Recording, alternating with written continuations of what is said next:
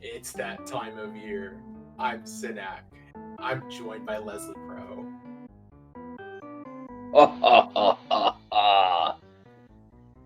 It's Halloween.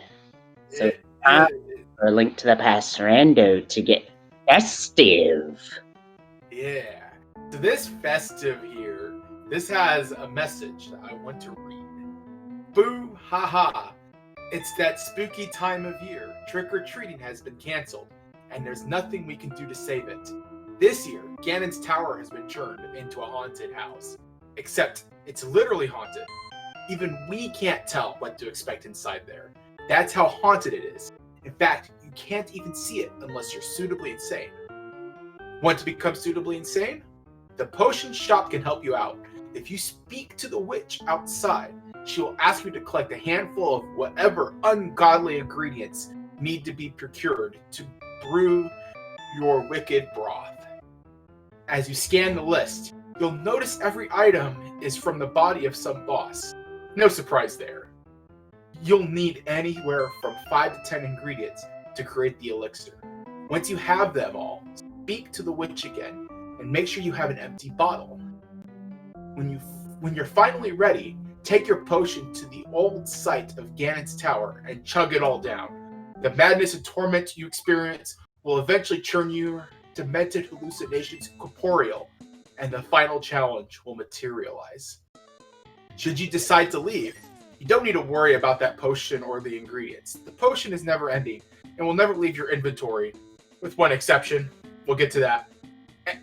Okay, maybe you should worry about it a little bit. With the dungeon bosses now guarding their own flesh and blood, the pendants have been spread amongst the normal items. The crystals are no more, and the super bomb always available for purchase. As a final test, a new glitch puzzle can be played, but we're not going to tell you where it is.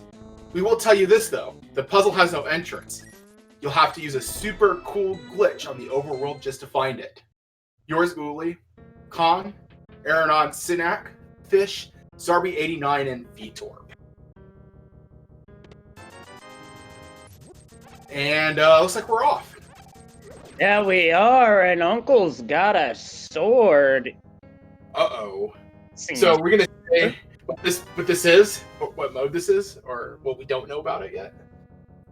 Because this, unlike yesterday's, is a mystery. So there are details about this that we do not know as of yet, and we do have...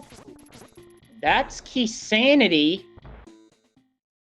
Because that is a castle tower small key. Oh boy, this just got way more interesting. So we have divergence here, as Orange is going for front of escape items into the usual overworld checks to Kakariko. That early castle tower key, checking lumberjack tree is not a bad idea.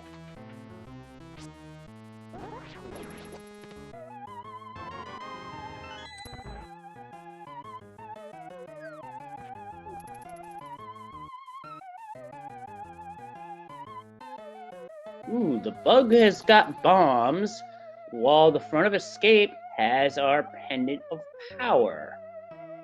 No, that was wisdom, excuse me.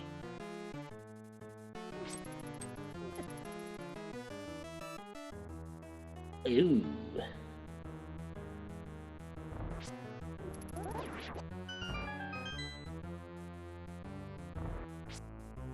So that small key could be for just about anywhere.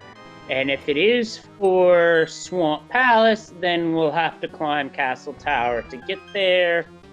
And that's Pod's map, which, when you're going after the boss's own flesh and blood, the maps really aren't as necessary as in typical Key Sanity, while Synubs does find a bottle in the woods.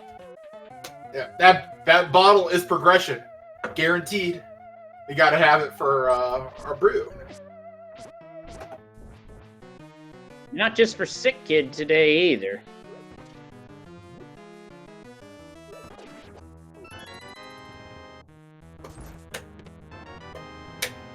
So I don't know. Alright, so Orange is taking a death warp here. These, though, are a little bit different than normal.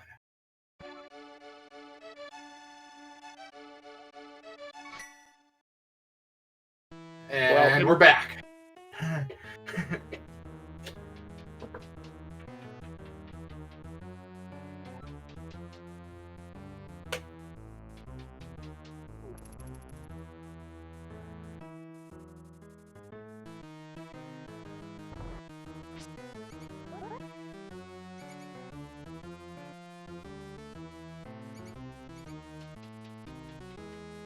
While Orange is doing dark walking, Synums has found not one, but both fire sources in the fire rod and the lamp, in no particular order. Orange is probably wishing he had that, but I think he's fine.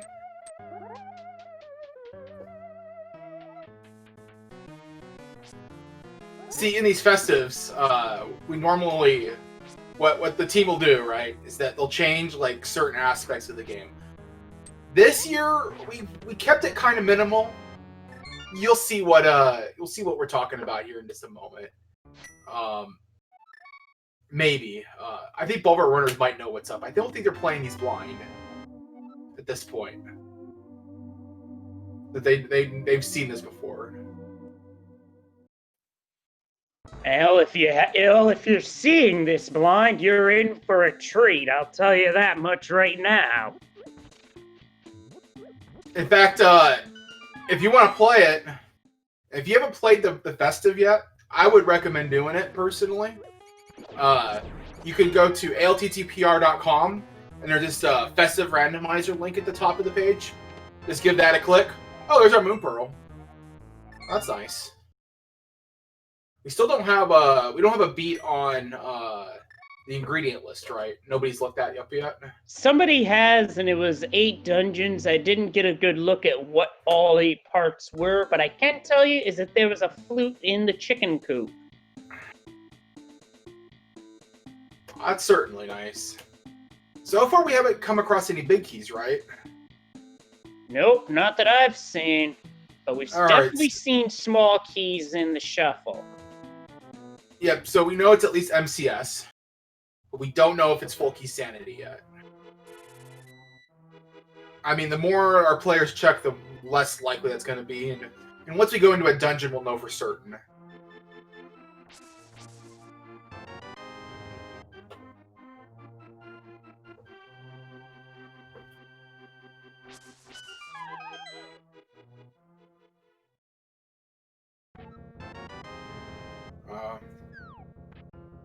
That's not less a honk and more like broom.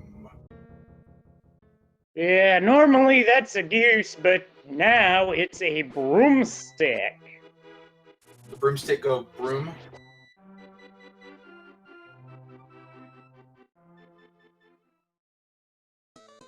Alright, so chat's saying at least Argus was required. Like, we're pretty much looking at like an all dungeon scenario anyway.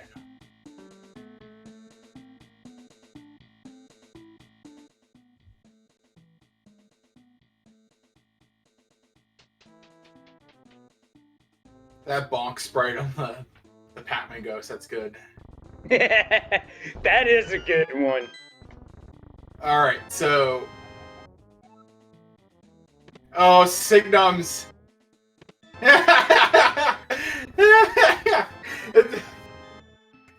We're such trolls.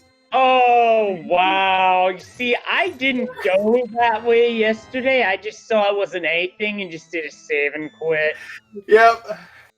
That'll get you. Yeah, so the real path is gonna... Yeah, you can see what the real path is. So we're gonna have to go and do that again.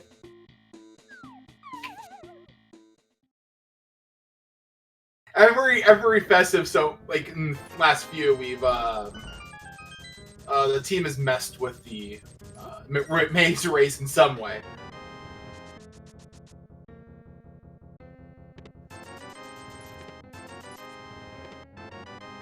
And there you go. Signums claims the mushroom. And Orange has now got the boots. So right now, Signums is scouting out. Yep. Scouted out Desert Palace. I don't think I saw anything there. He's gonna go ahead and check Agita. That was a red mail on the ledge, by the way. Okay.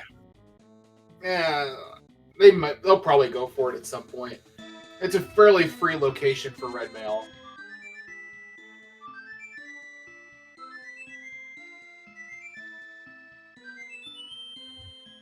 Oh, there's a heart container at Agina. Now, you might write those off typically, but those are just gonna be a little more important this time around, and y'all will see later.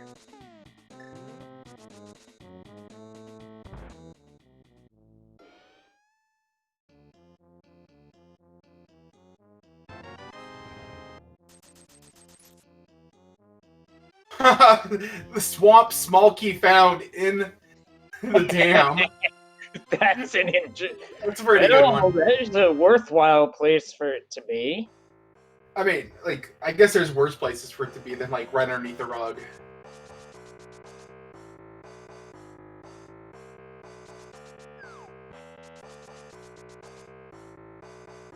Alright, now will Orange get trolled by a race game?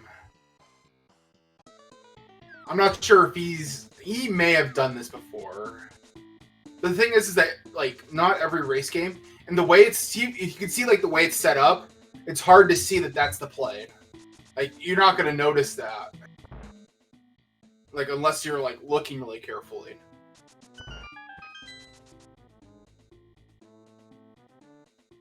So we'll have to see what he decides to do if he does this. Oh, there we go. And 4 seconds. Yeah. He knew what was going on. There's a mirror and a hammer. We just got Dark World access and we're not even 11 minutes in yet. However, one runner is missing what the other runner has, so...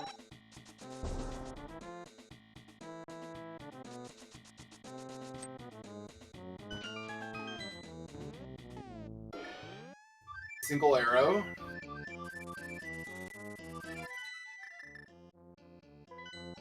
Gonna get a mushroom turn in.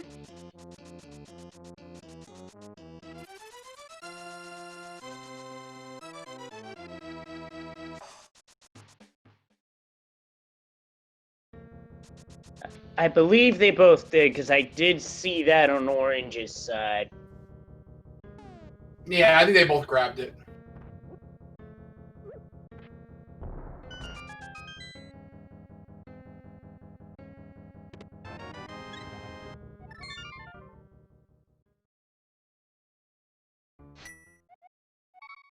Alright, so Signums is going up to the mountain.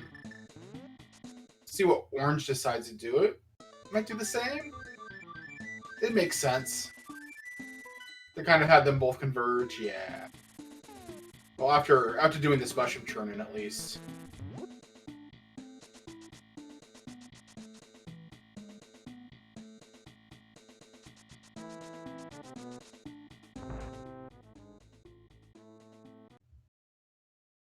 Alright, so Orange reset. Yeah, I think King Orange might be considering saving it for fake powder later, should the opportunity arise. It's a good play. On that, because sometimes the way the seed's logic is set up, you're not able to fake powder, either due to the mushroom leading to something that leads to the powder, or the mushroom just leads to the cane of Samaria itself, which, at that point, you're not fake powdering anywhere.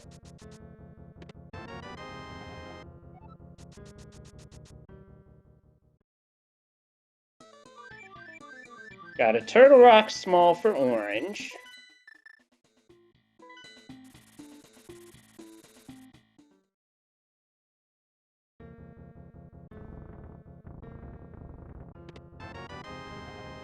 Orange finding that very convenient small key as well. That's right. Signum doesn't have the Moon Pearl yet. But the bunny sprite for the pack goes, that is quite comical and quite fitting as well. I dig it.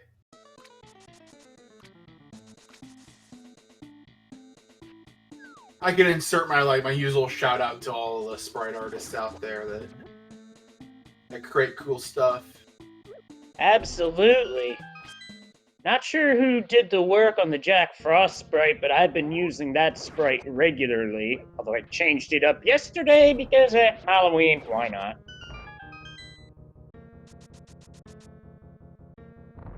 Okay, so there was no text box with the big key, so we are not full-blown key sanity. We are MCS. Right. Map compass small shuffle. I mean, I'll take it. Like MCS MCS is a pretty good it's a pretty fun way to play actually. Except like the small key to swamp, but we don't have to deal with that today. Very true. Like he was pretty Personally, free. I'm more of a map compass individual myself, because I've had some pretty good success with that particular variation.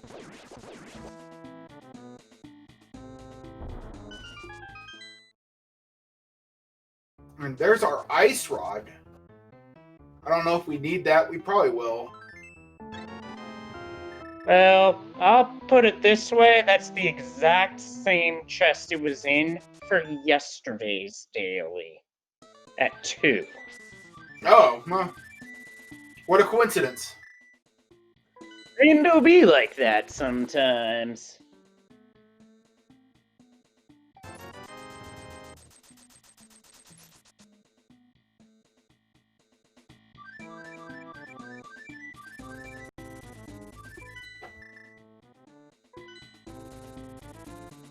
Signum is going to go ahead and fight Moldorm.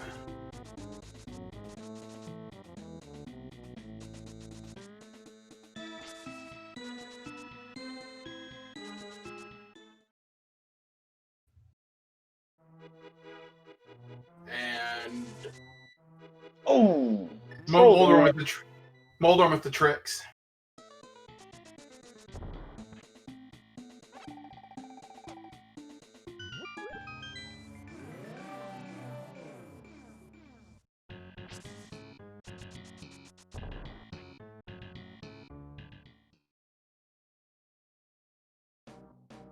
Oh. Yeah, so here's the thing about Moldorm, is that he seems like he's all random and everything, and he is, but he has a pattern to him. Like, he'll have, like, a charging phase where he'll go after you, and then he says another one, he'll just randomly switch directions. But the thing is that all you have to do is just kind of pay attention to his movement, because he'll always curl in on himself. So when you do that, you just nail him right there as he's doing that, because you can predict where the tail is going to go. So, yeah, and there's our Eye of Moldorm. One of our ingredients, maybe. Based how the tracker's looking, I think that's one of the 2 that aren't needed today, with the other one appearing to be Desert.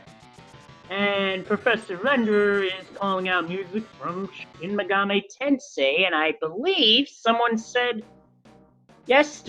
somebody else said that this was from the first SMT game.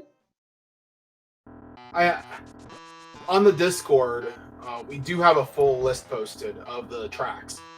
I don't know them off the top of my head, unfortunately, but they are there in the Festive channel. Zarby pinned them, so.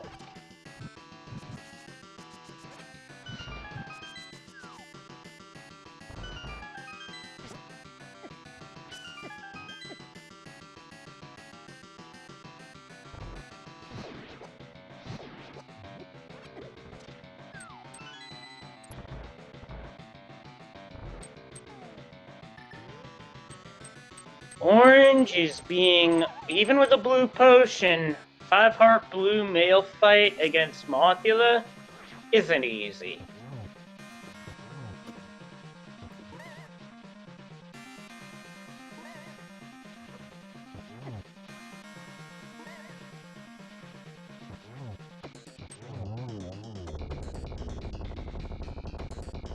Nicely done. That was pretty clean.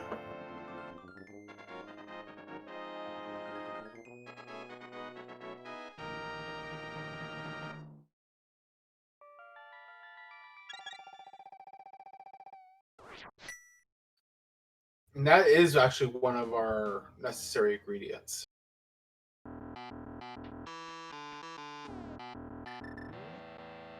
So here's the question, right? So if somebody comes across all 3 pendants, will they pull the pedestal just for the sword? Because they could be in chests. So if they come across all 3 of them, that's assuming that it is vanilla. Like, we could have gotten jebaited by Uncle. So we haven't come across on their sword yet, but there's a decent possibility that it's vanilla right now.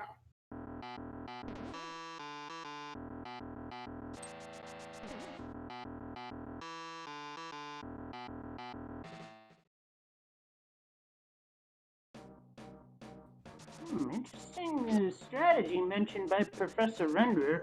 A spin speed to extend the hitbox of the hand. Because the upward hitbox isn't extended nearly as much to the sides, or even facing down for that matter, so every little bit helps. That's a Cane of Samaria for orange. Best item in the game. You do so much with Samaria, especially when you're not shackled by like petty things like racing rules. So I've heard. I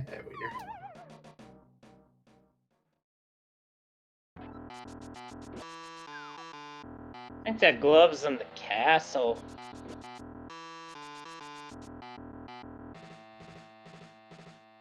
So here's the thing, right? Is that this is MCS. So orange could be trapped in here by taking that drop down like that. Because they didn't steal a key. So there's our Ice Palace key. Now, this could still be basic shuffle. So there is like a 50-50 chance this could be a small key. This will tell us right here if this is basic or advanced. Alright, it's very likely basic shuffle then, or basic placement.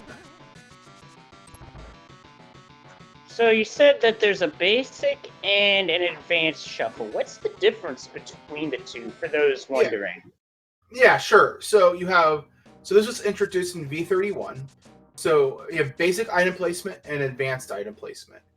Basic item placement is designed to be kind of like a new player friendly type of setup. It removes a lot of edge case item placements in other scenarios that are like less clear of how, as like a new player, you would deal with that.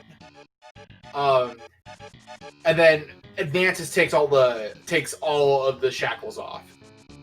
Basic also has like some rules in the logic to say, hey, in order to fight like a boss, you need so much equipment, you need so much health, so much armor, etc. So it kind of front loads the seat a little bit more as well, and makes sure that you're also not forced to do like really crazy things, like maybe like a 3-heart hammer blind. Even though that's still kind of unlikely in anything other than inverted. That's kind of like the gist of it. There's a lot more that it changes. If you go to like ALTTPR.com and you go into the options, the game options section, it'll tell you all of what everything does.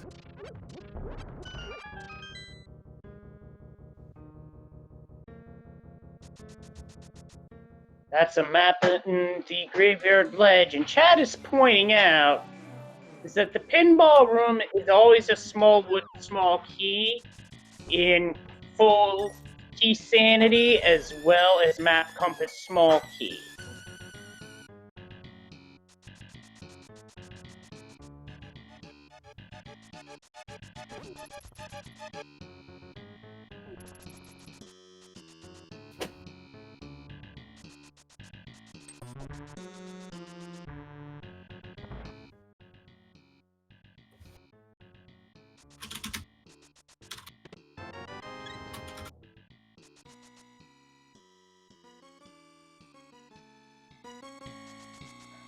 So that's it for Eastern. No bow there, so Sinum's done with it.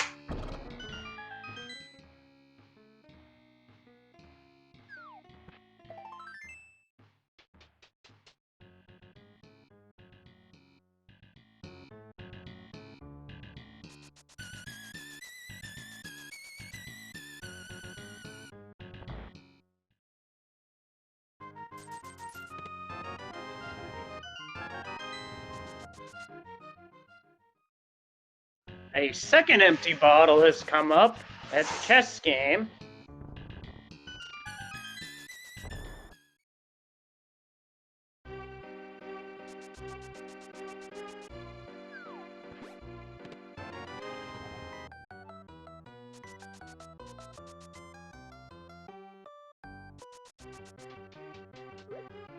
So with small key shuffle on,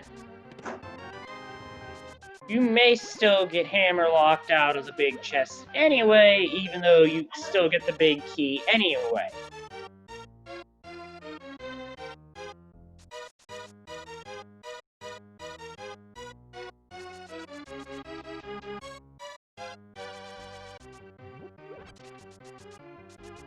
And Synums has done a water walk to Hobo, which is just 10 arrows.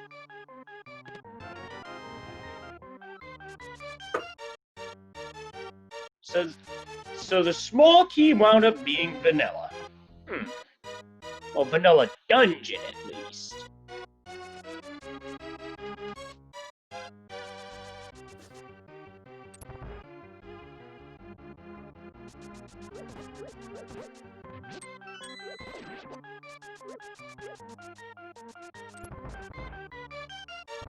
Got some fake flippering going on by Synums. Not going for the waterfall fairy because of no moon pearl. This is just to get up here faster.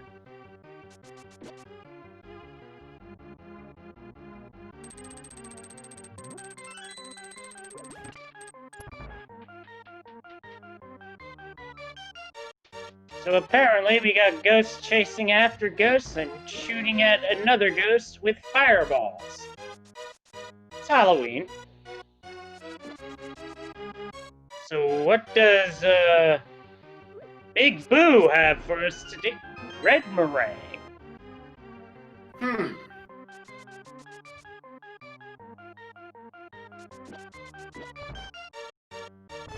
That Reese Kingzor is pretty great.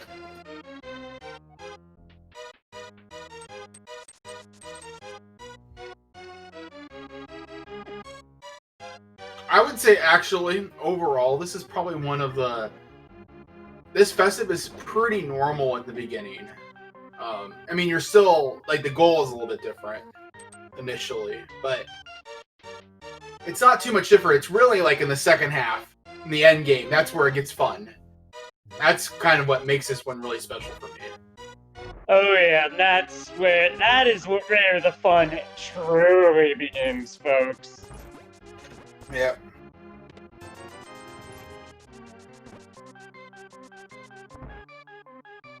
Alright, so Orange has a small key here. It is going to be able to open up this door and see what's inside. So there's our green pendant. In this Festive, those are actually inside chests. They can be anywhere. In this case, it happened to be the chest. You can turn that into Sahasrara, or at least show it to them. If we get all three, we can get whatever's on pedestal, probably a sword. Speaking about pendants, yeah, there's the other pendant. That's the one Orange showed us earlier. That just leaves the blue pendant somewhere. Hey, that'll be a sword with. There'll be a small time investment on it, but it'd probably be worth it in this case. Although, for this particular boss fight, sword level doesn't matter because it's 3 hits per phase no matter what. Oh, something else I forgot to mention. We do have blue mail, so we know that this is at least normal item pool. So we do know that about it. I think we know pretty much everything about this seed. Yeah, seeing red mail confirmed it was also normal item pool. Mm-hmm.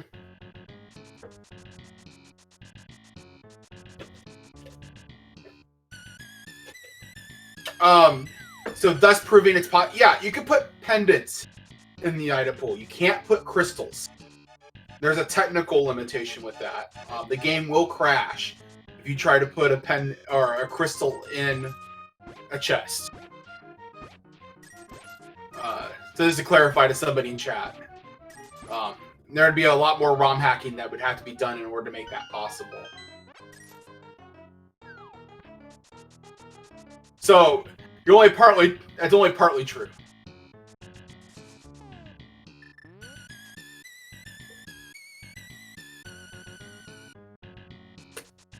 Plus, so from a game design perspective as well, having those crystals be in relatively predictable locations is a good thing because it provides kind of focus on what you need to be doing, right? It gives you kind of like a way to go forward. You're not just aimlessly wandering around.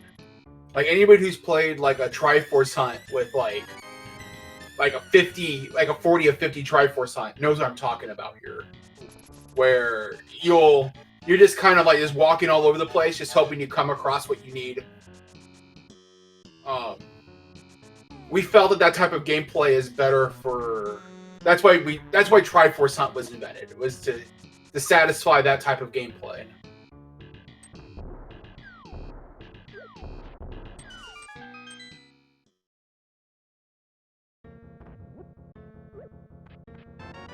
What's at Hype Cave today, I wonder?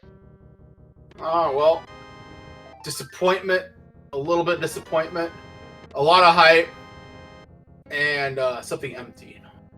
Well, that myth certainly changes things because now we got options. However, I will put a bit of a disclaimer out there for the Mire area.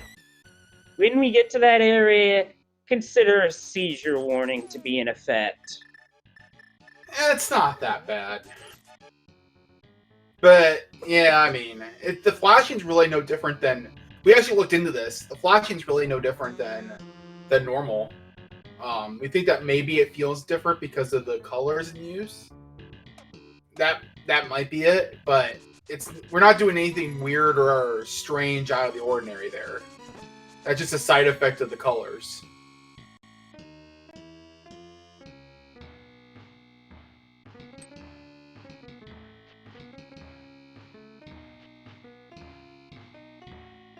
It wasn't like last year's Festive where there were some tricks in there that really had some really high amount of flashing effects.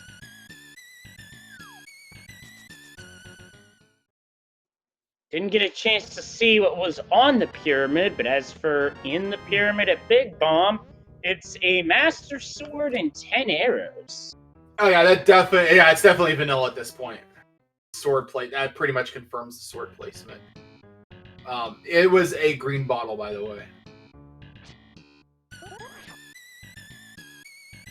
Well, knowing how magic use can go, and we are getting a check of the... Orange wants that small key that said Lumberjack Tree. Can't say I blame them. Did he pick up a second key, though? I don't think so, so I believe he's going in here for the 2 checks, which makes sense. You just got the Master Sword, so this would be the time to do this. It's an easy thing to neglect.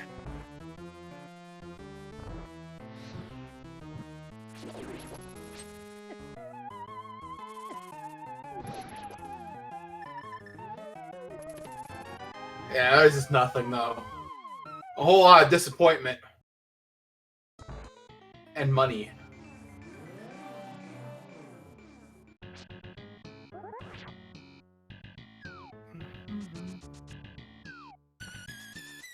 Yeah, That or brings up a good point. What does the sign say? Which, honestly, for a mystery, even on a festive mystery, that wouldn't be a bad idea to check.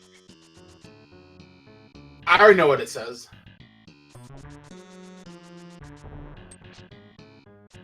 I'll let you all figure it out. Play the festive. It does say something though. That's not normal.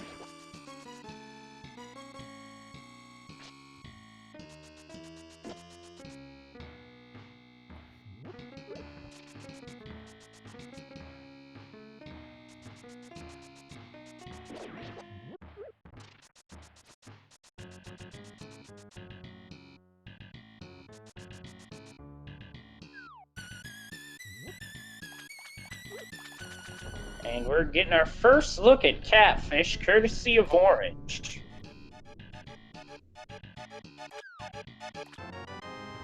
Should you be heading to the death fountain?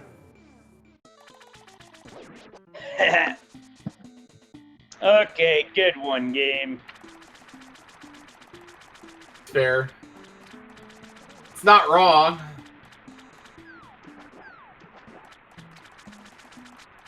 Well, that's just good that this takes fast gaining out of the equation, because that would take out half the fun of the end game, in my view. Yeah, that's why there isn't a goal selection for this one.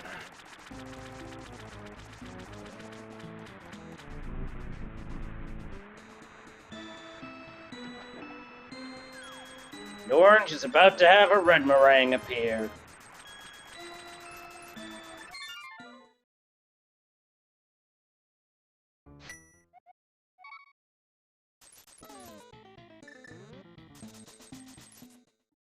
I mean, the good news is that all our players are starting to put together the equipment they need. It's still going to take a little bit of time. This is almost all dungeons. Especially if that small key is needed. That small key is probably... I want to say that small key is probably trash. Like, the big thing you have to worry about that small key in MCS and Key Sanity is that being the Swamp Small.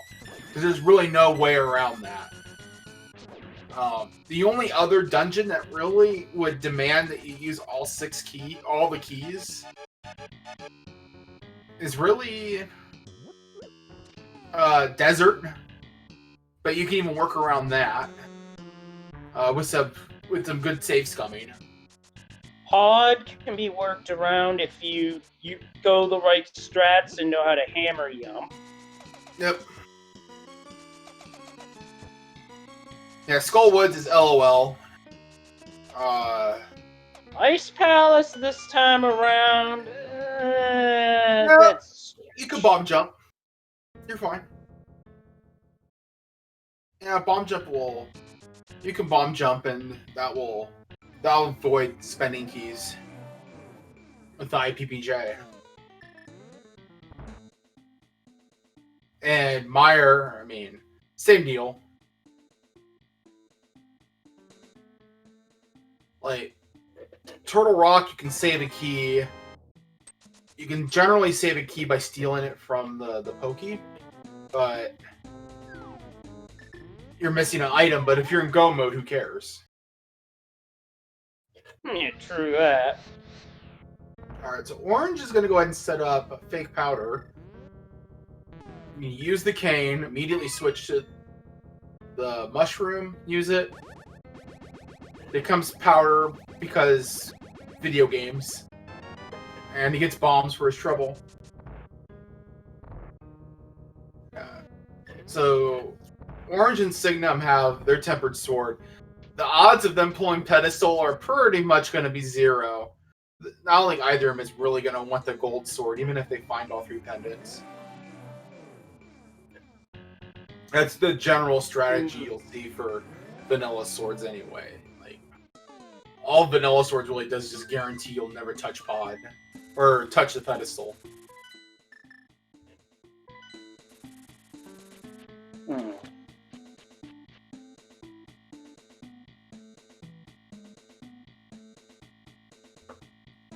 So purple chest today is a trick-or-treat bag. What's inside? A magic cape. So here's the thing. Cape's not going to do anything by itself for Bumper Cave. But Spike Cave is in logic with either that or Cane of Burma. And we need the Quake Medallion to get into Mire.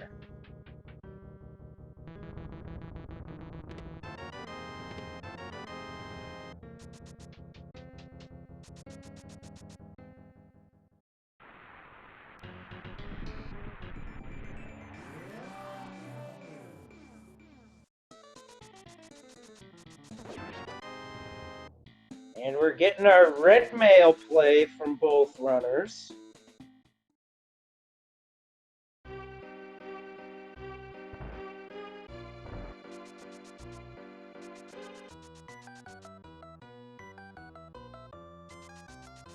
Well, would you look at that? It's a bug net on a torch.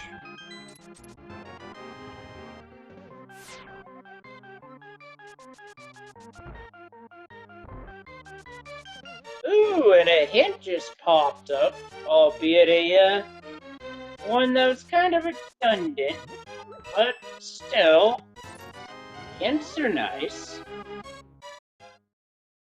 Oh, I'll be honest, we actually didn't really test this with hints.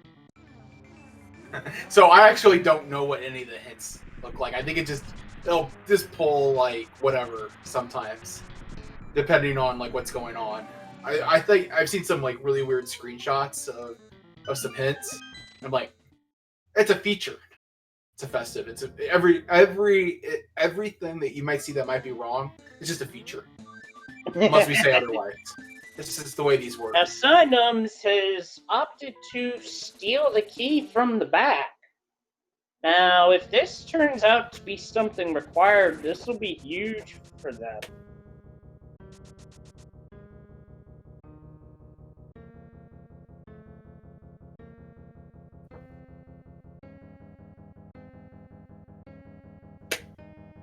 Alright, so that small key usage was required.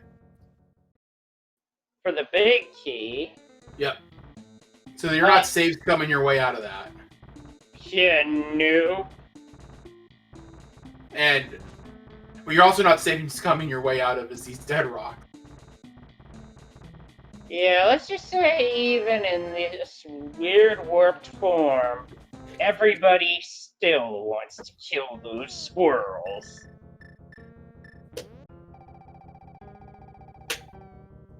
And that is the Mire compass that was found in the big chest.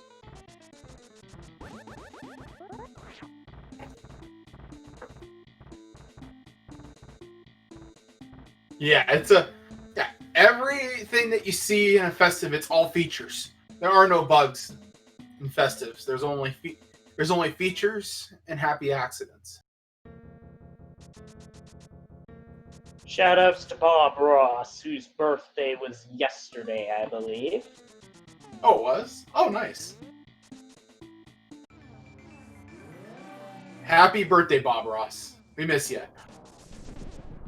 Mothula is a bug, albeit a very big and large one.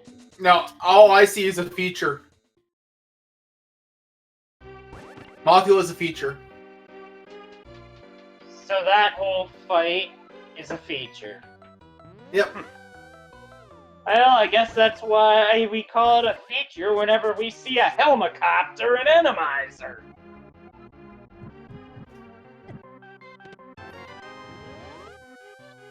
Alright. By the way, anybody who's watching this, when you do this, I highly recommend trying to Harapot. It's a good time.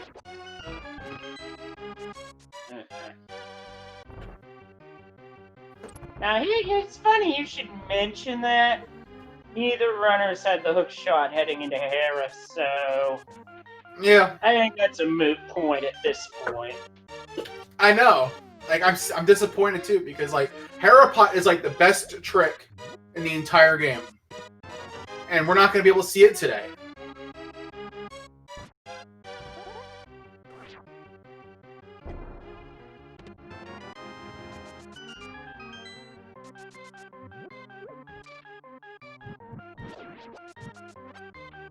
Oh, the day we fix Helmacopter is the day I give up my blue name in the Discord.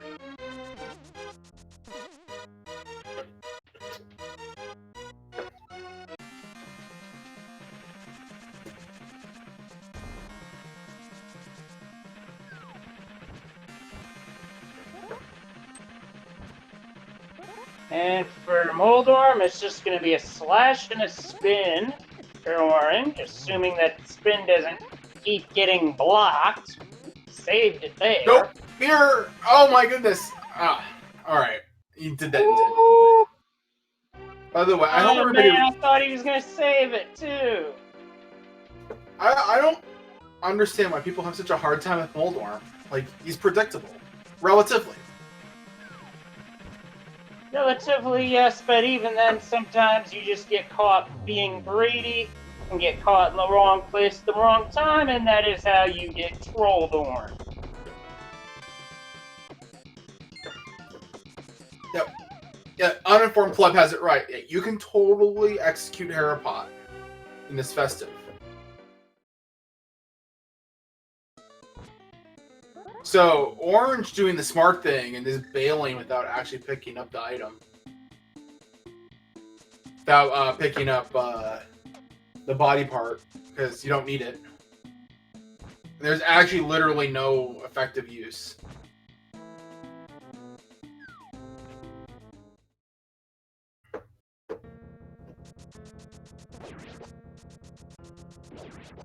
And now we get Spiral Cave the fun way with the boots.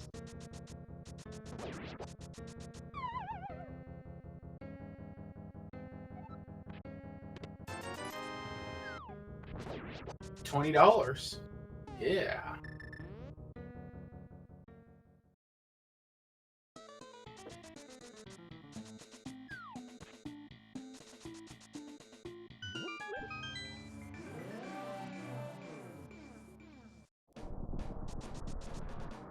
Alright. Orange is working his way up to Death Mountain. No, I think we're gonna see a mirror portal get dropped here. Yep.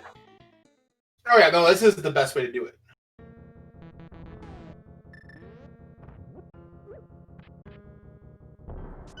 When you're looking for stuff, this is a pretty effective method. Sweep Paradox Cave, and then step into Super Bunny Cave. It's possible to bonk that. There you go. Yeah, you can bonk on that corner, just wasn't lined up right.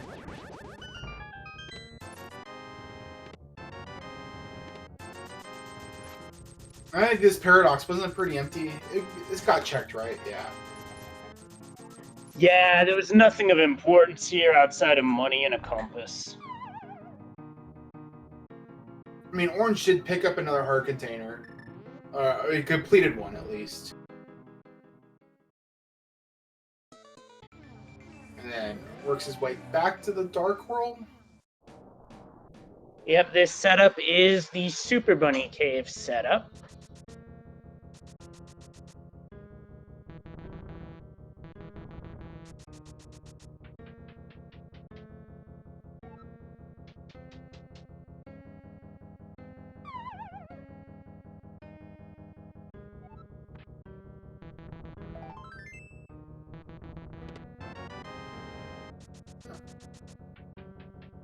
There's the flippers, so now we have entry into Swamp Palace, but we can't clear it. Ice Palace, however, is also an option.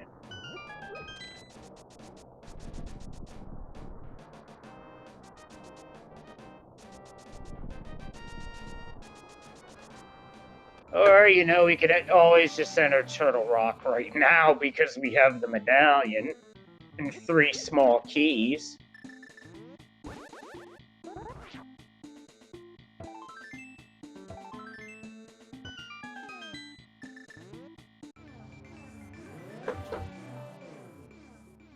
Orange missed the spin speed, but that doesn't really matter all that much, all things considered.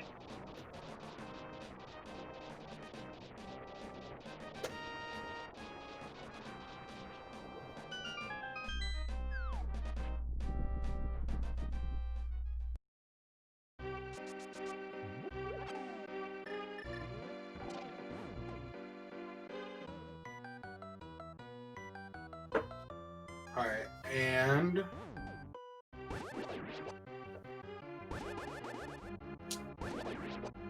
So Orange has 3 TR spalls, so it can make his way all the way through if he steals the Poke Key. But that is going to have him orphan an item.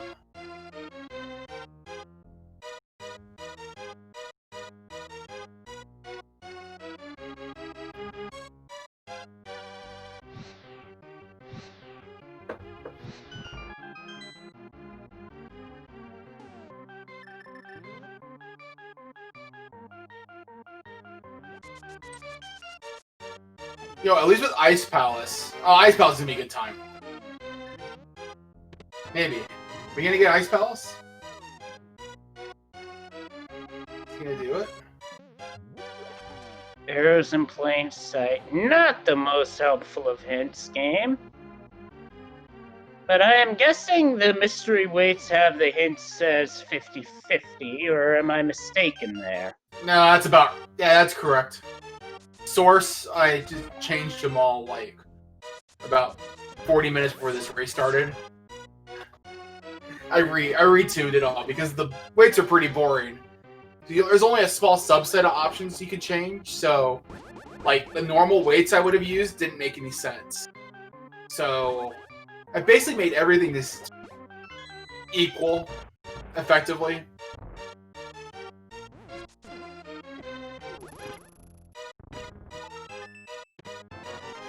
The Book of Medora has made an appearance, so now we can get an answer as to what's on the pedestal, and we can check the tablets. Well, We already have access to deserts, so... Yeah, we're pretty certain we know what's on the pedestal, though. There's a high probability that it's gonna be a sword. So, sorry, pedestal people.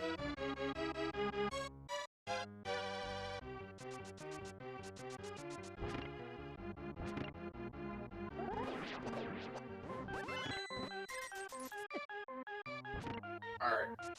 Steals the key. That's really the correct play to make in this case. Like, if there's like something critical in that lava chest, you're gonna be pretty SOL, but I don't think that's gonna be a big deal.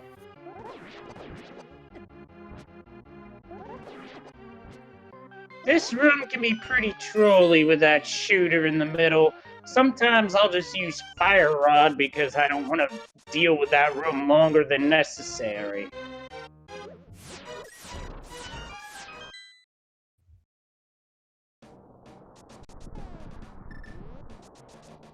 Yeah, the Tower Shot, guys, that's pretty good, I gotta admit.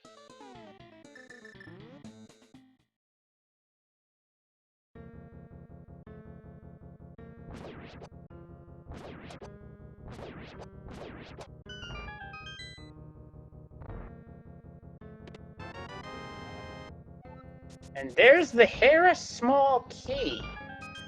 Convenient placement, albeit a bit out of the way, all things considered.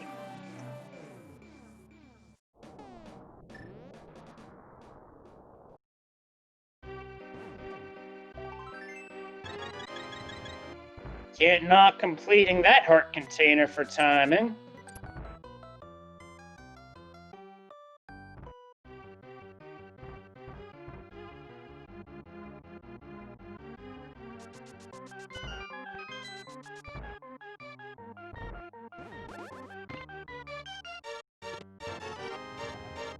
Wow, game, you put this last small key for this dungeon in Crystal Roller, and Orange is saying, hold it, let's check that out. Can't say I've seen that bonk over before.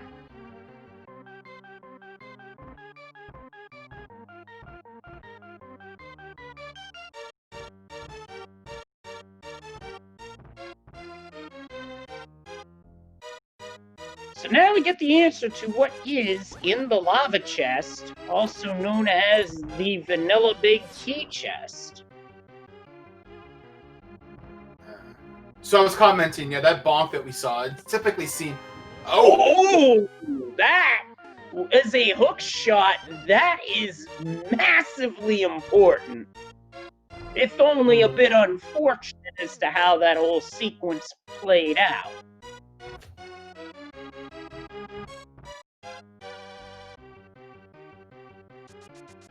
That's I mean, that's pretty classic there. Find. We'll see if Signum decides to do the same backtracking.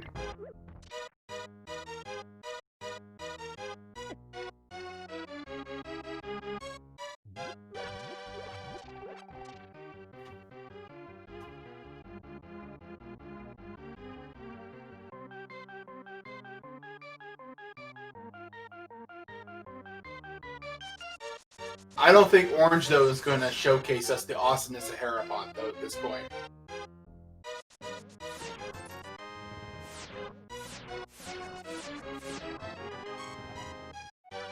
There's the desert small, so now the boss is an option.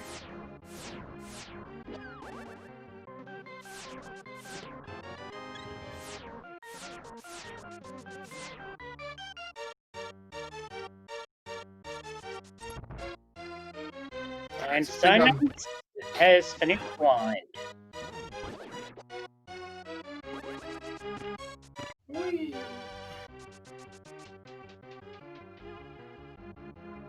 Chad is right on the money. It is a bow hunt, but we also need the Quake Medallion on top of it.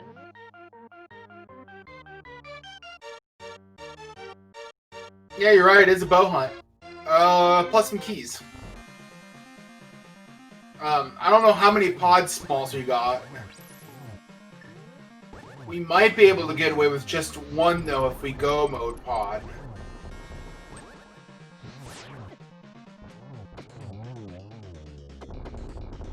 That is a pretty big if. Although go mode pod, that is pretty sweet, I have to admit.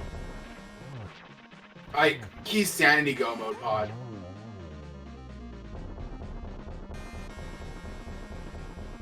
Now that's the dream right there.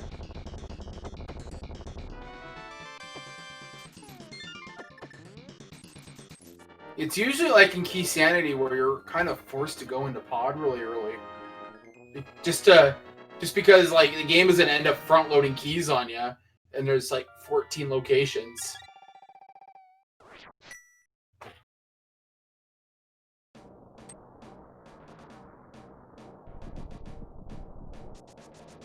And I don't know exactly how many small keys they have. We'll have to see what their tracker says.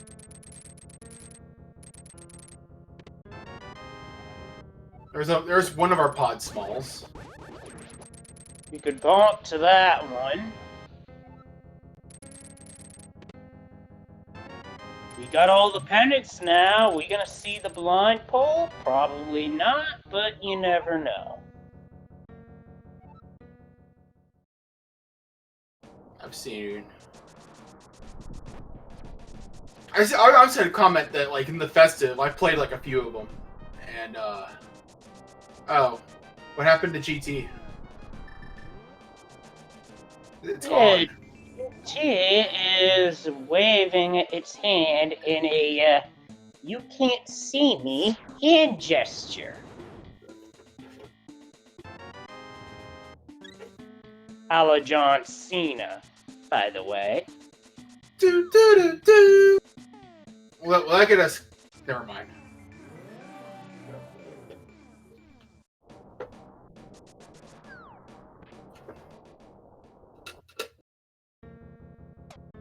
Cringe. You're probably right.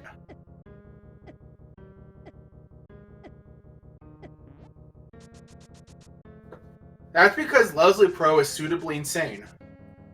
Well, let's just say my college years were spent watching wrestling, and that was around the time John Cena made his rise up to the top. And nowadays, you see him on commercials for things such as Experience.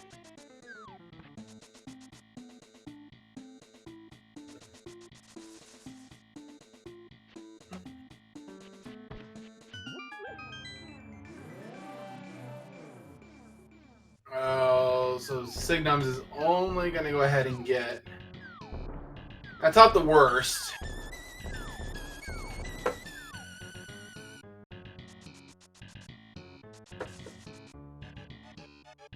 Alright, we're also going to get a look at the other tablet.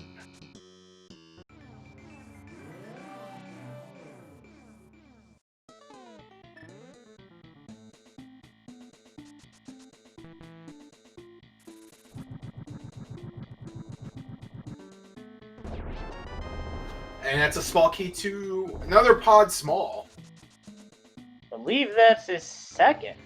Or is it his third? The tracker says 2, and I'm going to climb... I have a policy of generally believing the tracker until I think otherwise. Well, it's By the way, insane. Shout out to Duodeca. Heart.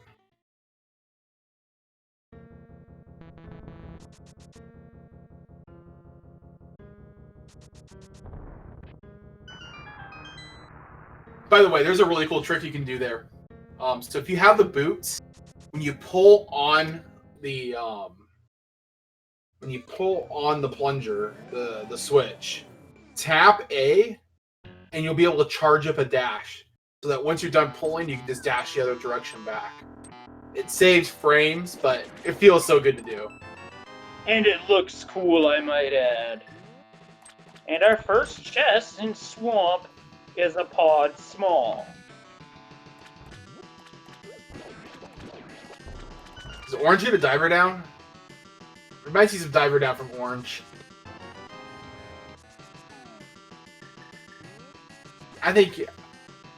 Actually, I think I know the answer to this one, but we'll find out.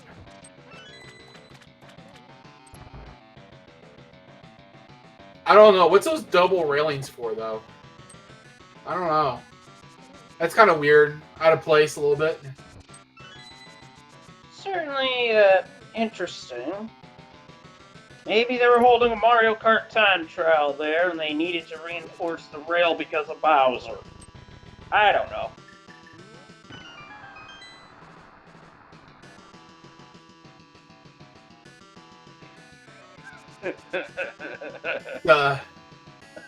Actually, honestly, like, I might be a bit biased, but like my favorite part of the Festive is just doing the stuff to fix all the recent glitches that were found, so you can't do them.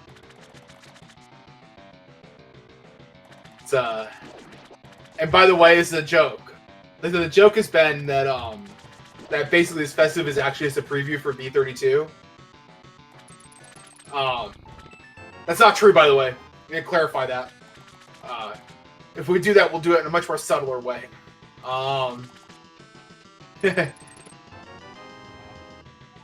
This reminder small. Honestly, we're to the point where that key on in Lumberjack is pretty much not going to be anything we want. Yeah. So that railing there also prevents another diver down.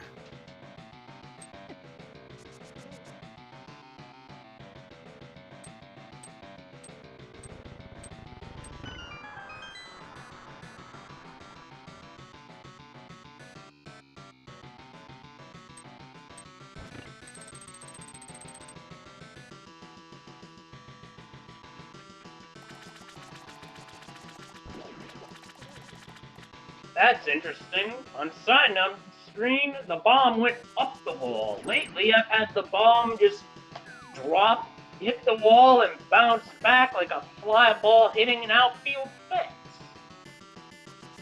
He's got to throw it right. It's like all things in life.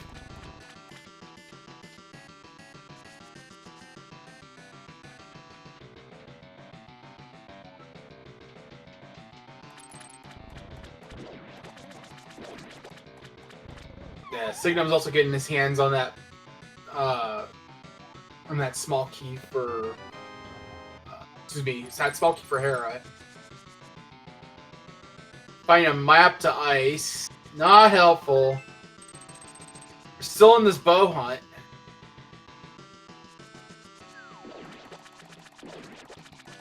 Yep, this seed is the epitome of where's the bow.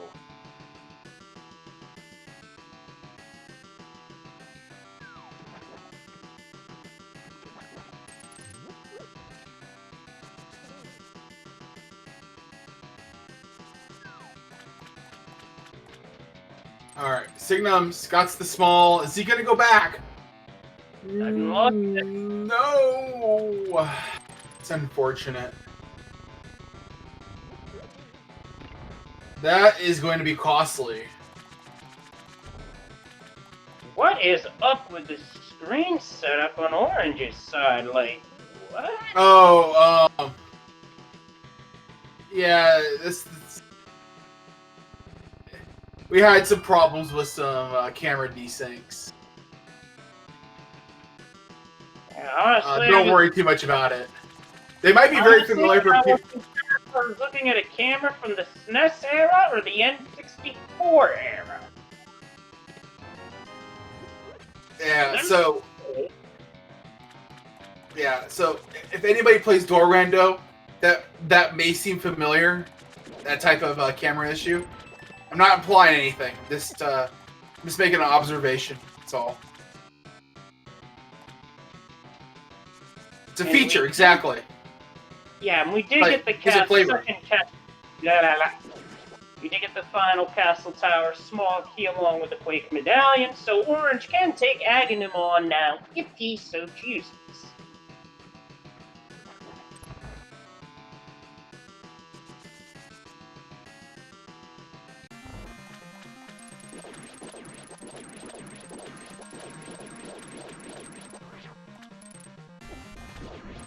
Oh, I missed what happened in the Fire Snake room. What happened? Now curious. It probably also broke. There's probably more features that were found.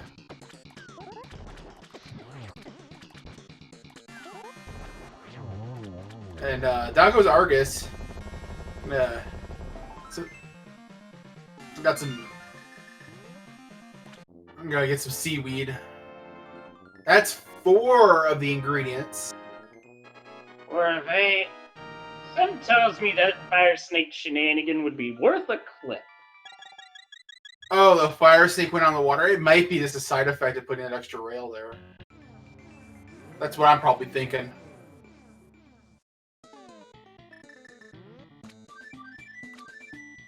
And, yeah, it's a feature. Fire Snakes can swim now.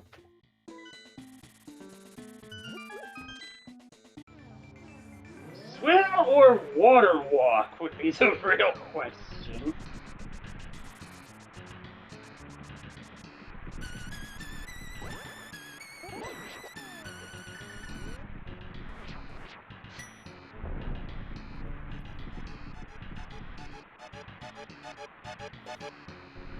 And down goes Tridex for Synops. Gonna have to go back in for that hook shot, though. Otherwise, this is gonna hurt.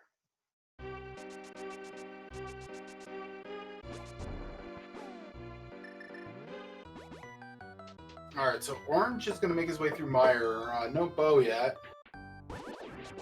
So it's just gonna have to probably do some dash strats on Argus. On Vidi. It's probably not gonna be too big of a deal. Yep, going back in. Alright, well, at least he's not orphaning it. That would have been bad. Yeah, that would have been worst case scenario levels of bad. Yeah, this is a little bit more time consuming than what Orange did, but it's better than orphaning it and then just coming back and last location you hook here. That would be particularly terrible. Alright, another Garbo key. It's like, we're to the point where, like, you see that bow, like, we don't really care about small keys anymore. Like, we're fine.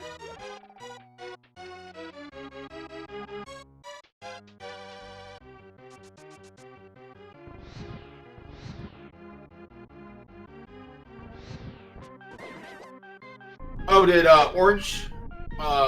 Did he set up Spooky? I'm not sure, to be honest with you.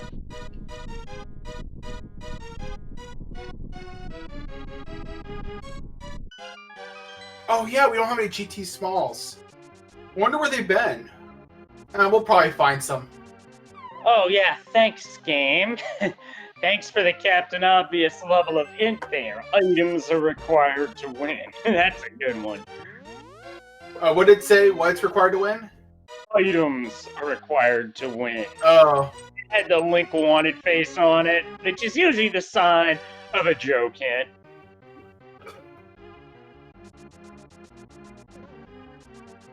I don't know.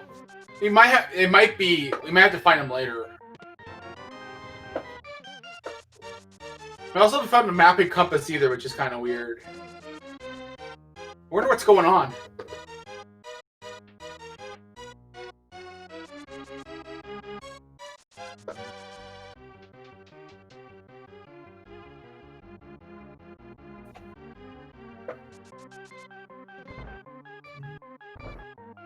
I am really curious to know where this bow is at. There's like two of them in the pool. And we just found like another skull key, which we don't care about. Yeah, the time for Skull Woods keys has definitely passed. Chug brew here.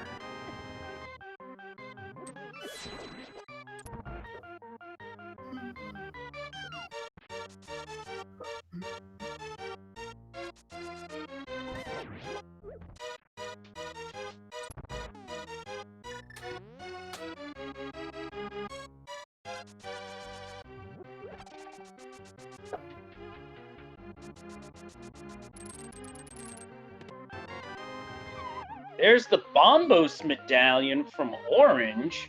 I like the timing of that pickup, using the hook shot to get the chest, then taking the fall intentionally to get back to where they need to go.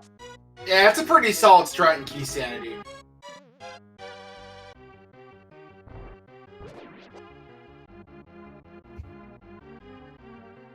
And Signums is taking that small key and taking a potion break.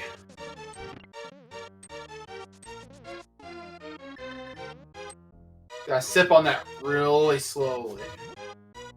Be sure you drink it all up.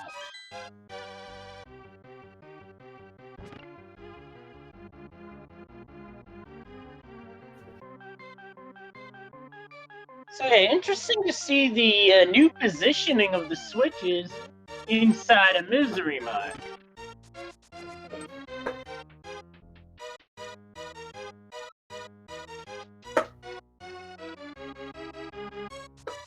There was an Ice Palace small key in the basement of Hera.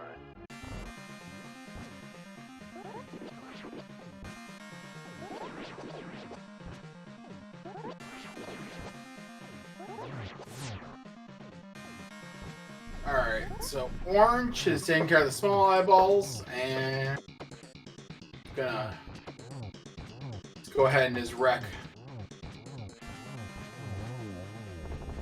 Alright, so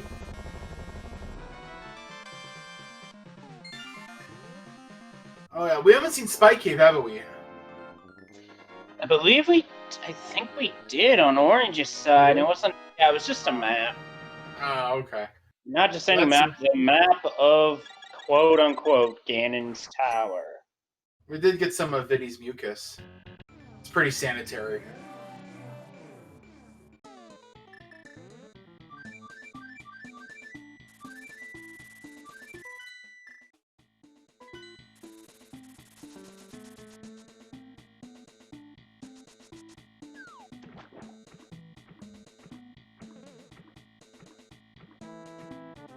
Looks like we're getting flippers checks from Orange.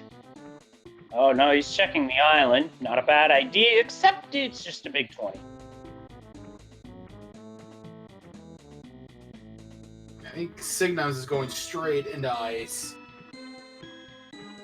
Still on a bow hunt.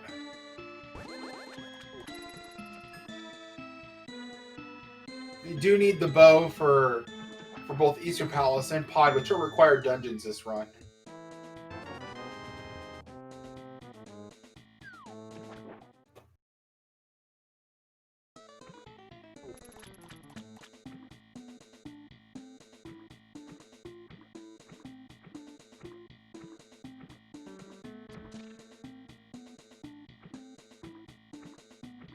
Now, the first Pen Gator room spawns a chest. I'm gonna get to see what its contents are shortly. And just $50. But I don't think we've seen the Waterfall Fairy chests yet.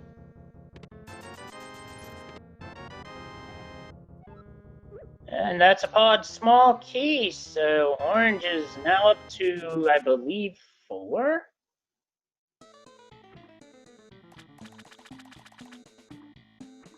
Yeah, more than enough to...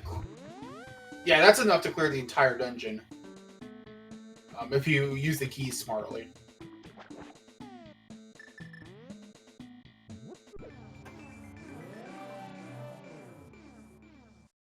So, by the way, why didn't Signum's ice break?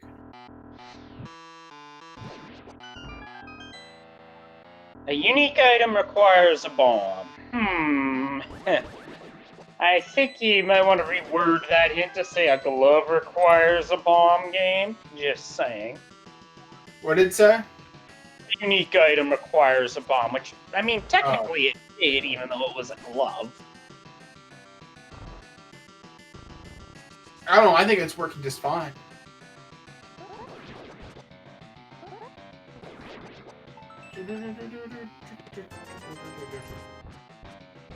And now we got both runners in the same dungeon, looking for the same darn bow.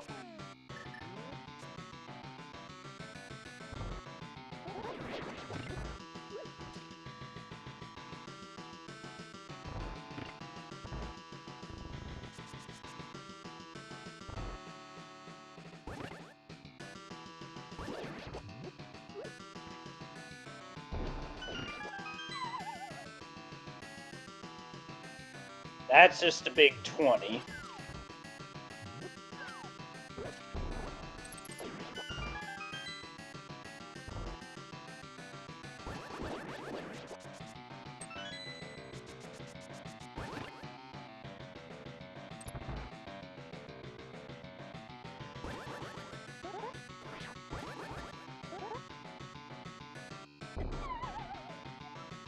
And orange just missed it on the first attempt. Got it on the second. Still very good.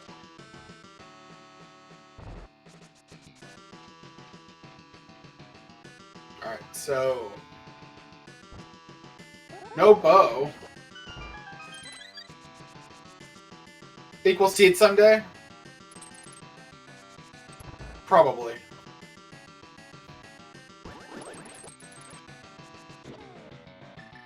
Could be coming up on it right now, as orange is opting to head upstairs on the east side in the H room.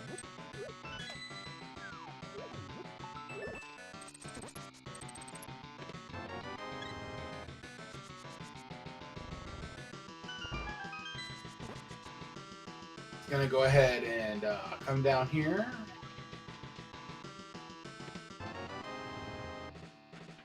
I think you could still. I think you could. I like the comment. Like, you could chew Icebreaker gum while in there.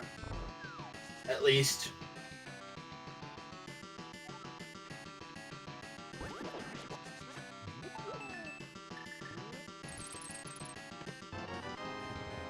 There's the big key for orange.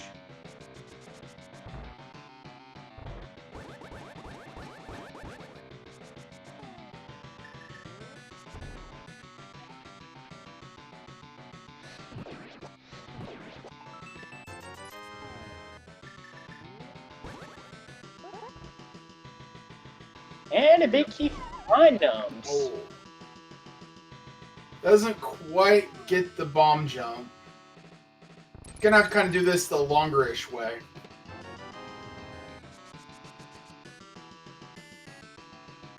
Yeah, the bomb jump he was going for was another tight window bomb jump. This one to get you over the iced tea There we go. room.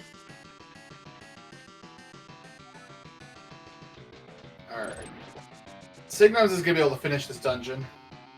Get the scoop of cold stare.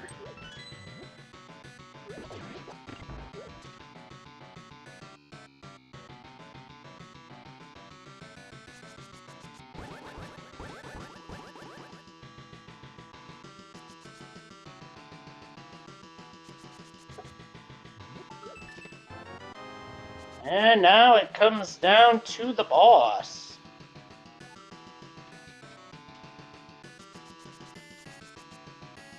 We're gonna need to. Yeah.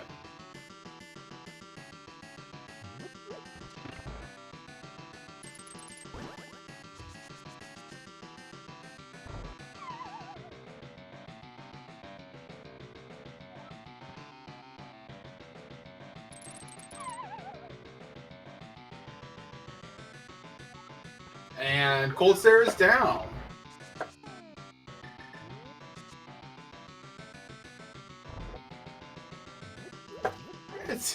These sprites are so good. They really are. Yeah, shout outs to Fish. She drew these, and they're great. There's such a wonderful, like, they just feel like they belong as part of the game. Like they kind of feel like they belong, right? Which is kind of a really important thing when you're doing sprite work.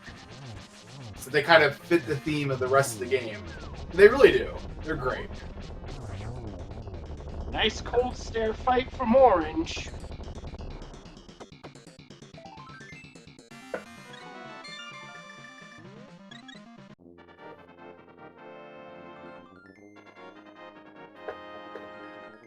Alright, so Signum's picked up that other small key for Pod. Right now, like, Orange has a pretty strong advantage here. Just missing the, he's missing the bow, really. Really what's gonna mess us up here.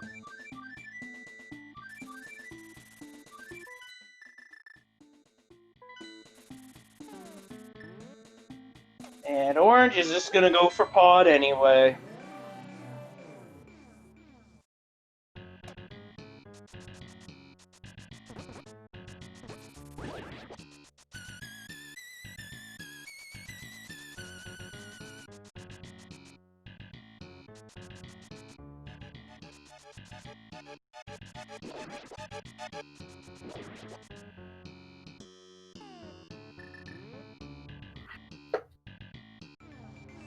Well, not so fast. Got a green pennant turning.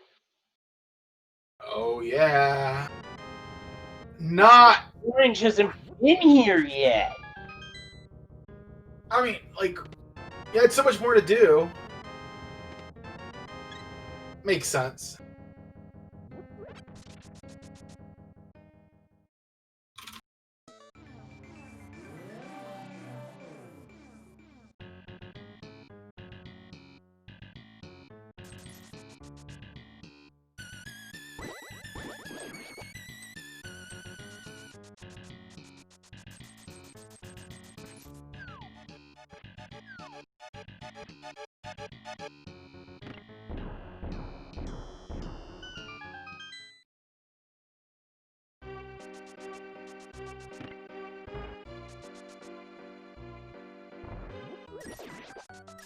$14 checks in Pod. First one for Orange.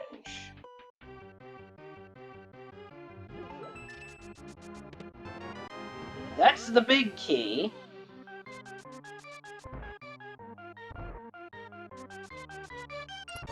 Alright. Oh, alright, is using a small key there. Kinda has to. Unless you want a potion glitch or mimic clip, but...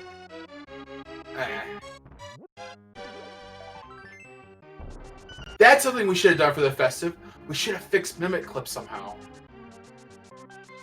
I don't know how we would have done it, but we could have probably come up with something. Now that I'd be curious to see how you'd fix that one.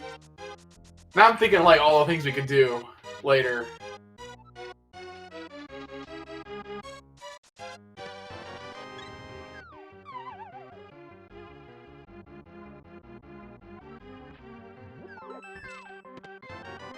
There's the bow for orange. That is Domo, just shy of the hour 24 mark. Oh my goodness. Alright. So in this case, all orange is gonna have to do is just like beeline it to both of these bosses here. And then we're gonna be able to go into phase 2 of the seed.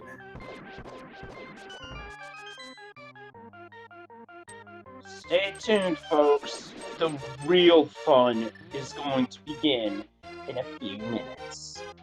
Don't get me wrong, A Link to the Past Rando is a lot of fun, but with stuff like this, when I say the real fun's about to begin, that just means something's up and something's coming. What it is, I ain't gonna say.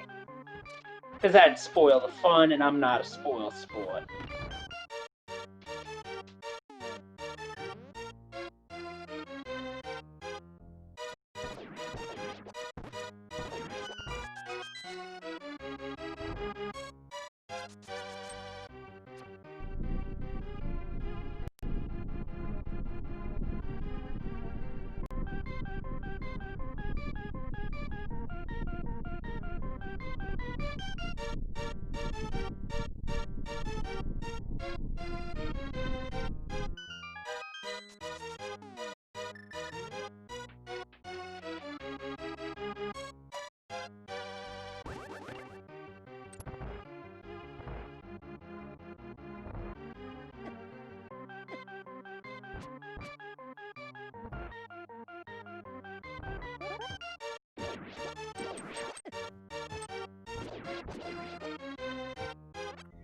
I'll admit, the redesigned enemy sprites that have been seen throughout the game have all been quite interesting. Like, to see the Stalfos in a new way, and also to see turtles changed up.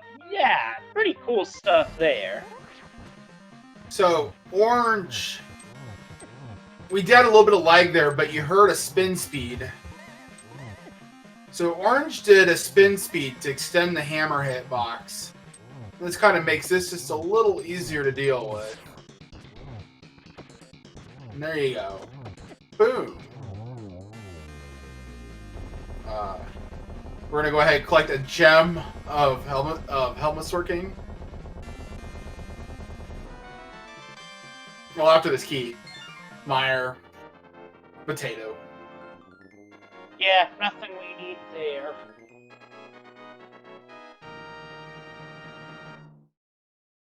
It's a little fragment of Helmsword King's mask.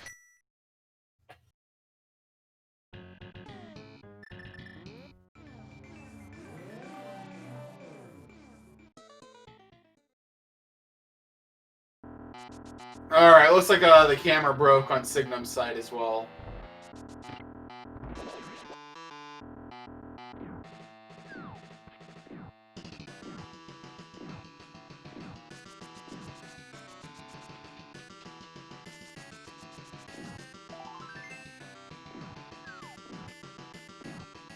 He's fine though.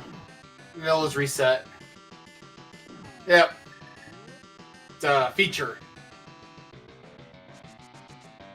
The camera shenanigans is definitely a feature.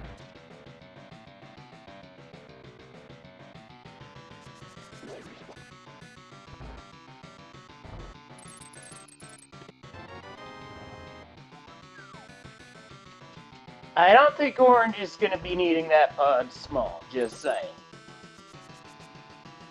Nah, you know, he's done with those. I think right now he's just looking for the big key for this dungeon. It's like the last item he needs for now, at least. There's still some outstanding keys, but...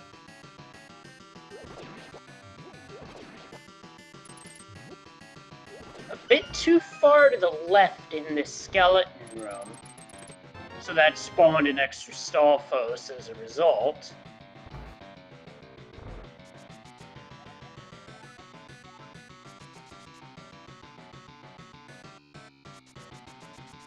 That is a good question, Picolaps.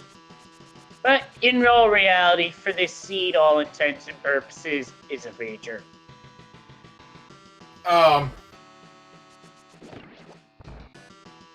Surprise mechanics. I like that one.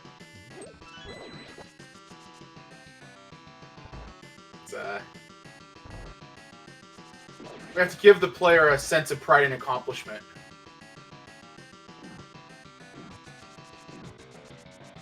Well, for navigating a room with a broken camera.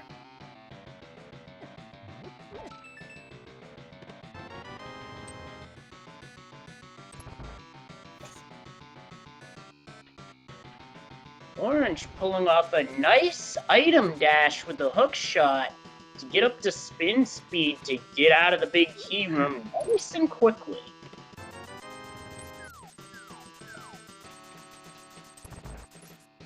I love that hook speed. Oh yeah, that's another broken camera.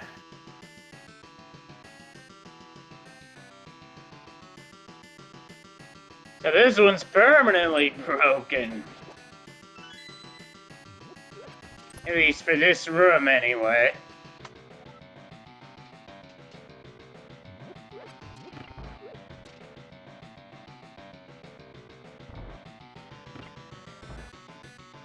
Hey, you know what? The game isn't crashing.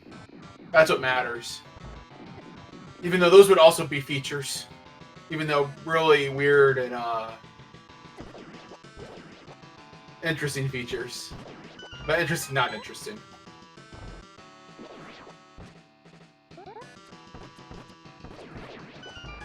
Now it's time for the Armos fight. Armos. The ingredient here is their shield. They don't have arms though, do they? They're kind of like this little stubby little things. And of there's course. the silver. That's just wow. The rando pulling off the treats on that one. That explains why we had such a hard time finding the bow to begin with. Yeah, wow. There you go.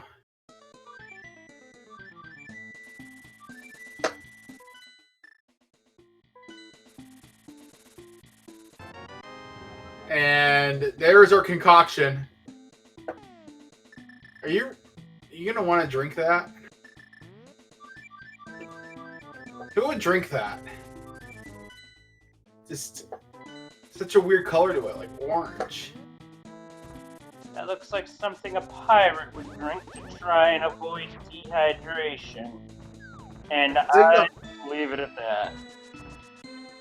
Yeah, and Signums is really trying to find...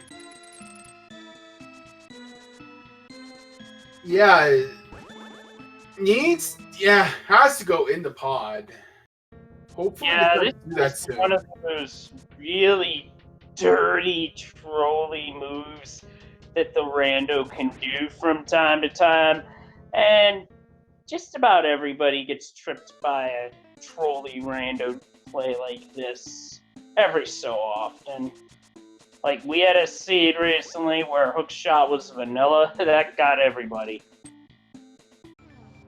So, uninformed pleb, I will say if you try to drink that concoction before getting up there, you just get the sound. Like, you're just using an invalid item. Source, I tried it a lot while beta testing. And there you go. Orange is now insane.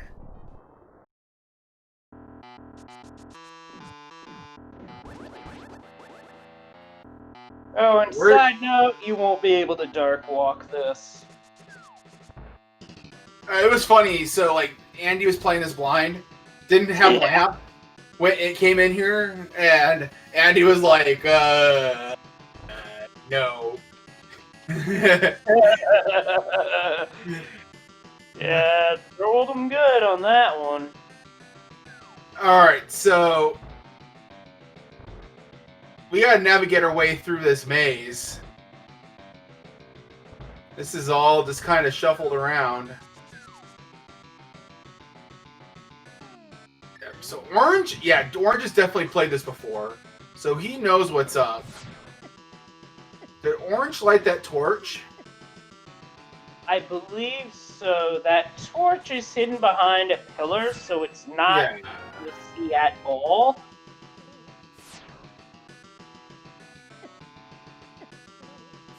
I'm gonna agree with Professor Renderer, especially if you're on a blind run. This particular setup can very much be the equivalent of level 9 in Zelda 1 Rando, which got dubbed the Great Equalizer for how the dungeon can equalize even the longest distance match. Alright. Yeah, Orange definitely knows what's going on. Like, if this is like a blind play, like, you can get stuck in here for a while. Oh yeah, definitely. There's two keys for this dungeon. The Festive dungeon.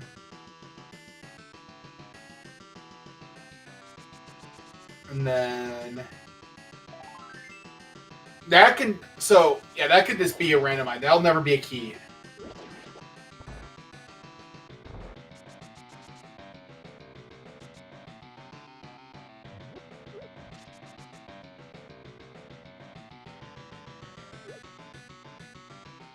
Alright, so Orange knows that path is no bueno here.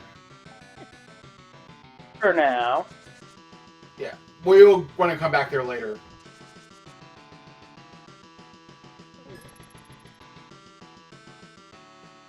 Alright. There is a third key that we're looking for.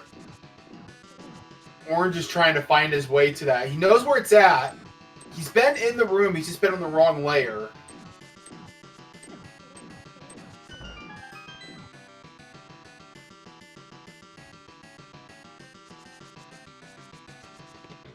And there you go. Yep, there it is. It's key number 3.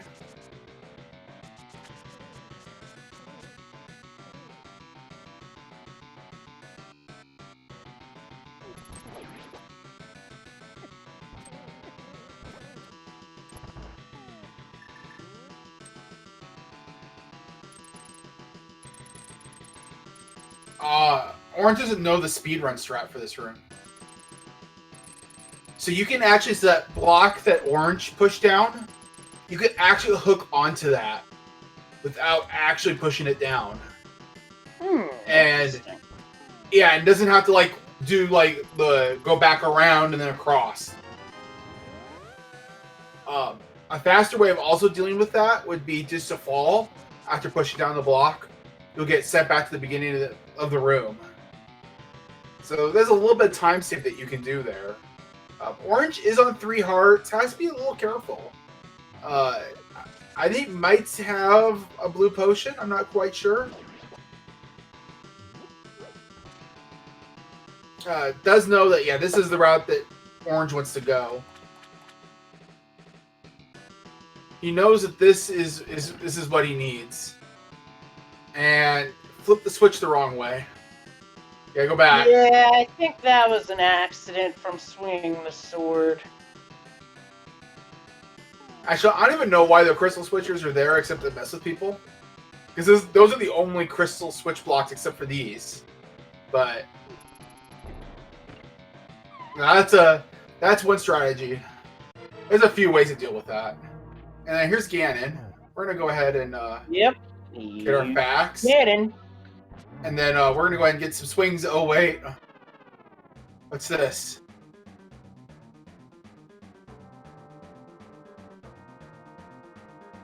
So Orange went and just started chatting with Ganon. Is just extracting fun fact from Ganon. Isn't fighting him. Are we gonna get the pacifist ending? There is a thing. I think he's gonna show us the pacifist. We did fix at more fun facts. Yeah, the great one is quite tall. Like, I could drop like 45 catchphrases to describe Brock. He apologizes profusely. Accepts your apology.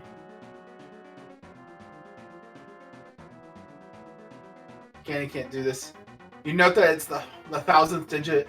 It's the 2000th digit. I can't even read them fast enough. Yeah, the cheese strat was taken out for the fire.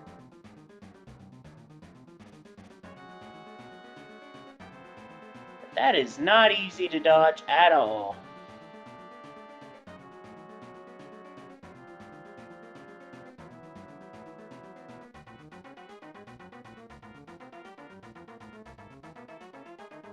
Grab your collection of Captain Underpants books. Ganon flexes.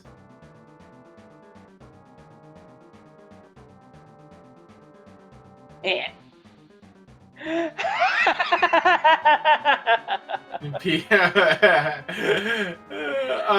Yo, be careful. You also want another good one? There's a lot of really great text in here. Sorry, go ahead.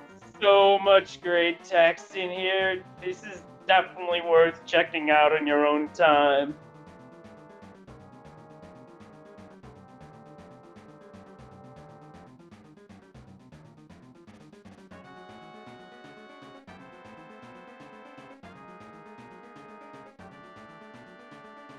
Oh, by the way, it's worth noting that if you check Ganon, well, let's just say something about Ganon pops up that it would be embarrassing to mention.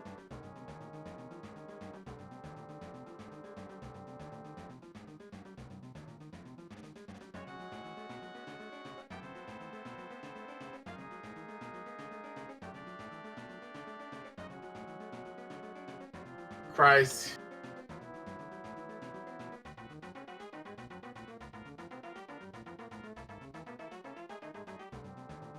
And spared. And he's done it. Get your G's in chat for Orange, who has won Ganon through a rather unique method.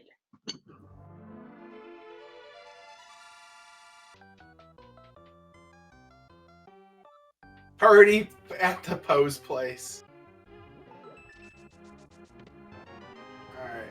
Signum's. Okay, so we're busy on Signum's side here, but I think, or on Orange's side, but Signum's is now working his way through Pod. He's gonna find this bow.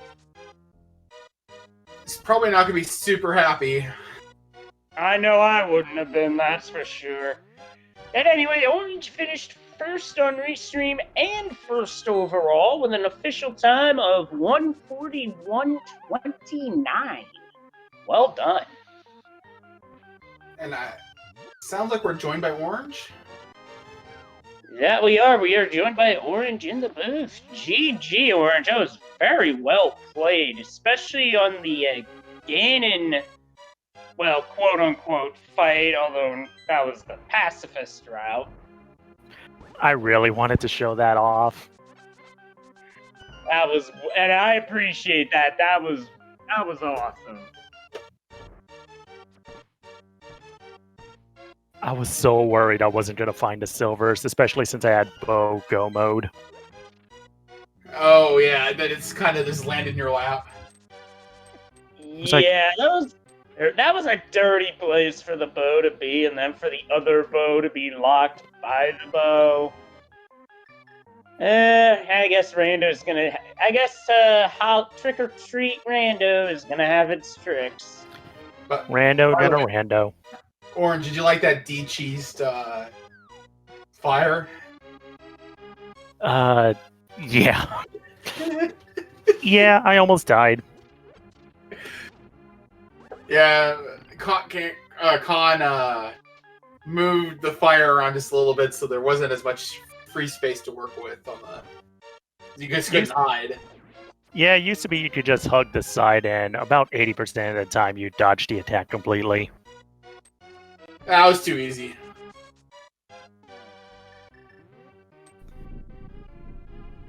There's also a bug where you can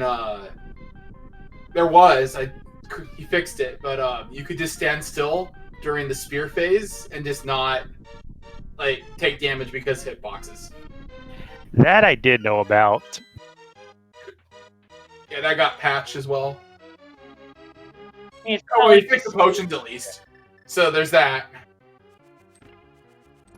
So I have a funny story about my first time doing this. Yeah. My first time doing this, I was racing with my league teammates, and we were all going in this blind, doing the new Ganon's Haunted House completely blind, doing the fight completely blind, and me and another runner, Chloe, managed to tie for first, right down to the second. Nice.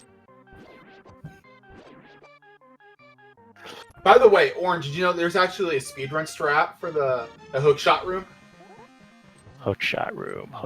So, yeah, the hookshot room where you push the block down. Oh, is it about just kind of getting yourself as far to the right as possible and never pushing the block down? That was actually what I ended up doing my first time doing it, because I wasn't in entrance shuffle mode with my thought process, so I didn't think to hookshot across the bumper. So, in beta, what I ended up doing is I tried to hover it, because I couldn't figure it out. And, so Vitorp was, watching me, and he's, just screaming internally because it's not connecting. And, 20 minutes later, he finally had to tell me the solution, and I felt really dumb. Yeah, last night I watched another runner do this blind, and he could not figure out that hookshot room, so he just hovered it. Nice. Honestly, it's the best way. It's not a bad way of going about things. Not at all. So it turns out the swords, while progressive, were all at where you'd find them in the vanilla game, so the swords were not part of the item pool. I was never pulling ped once I figured it out.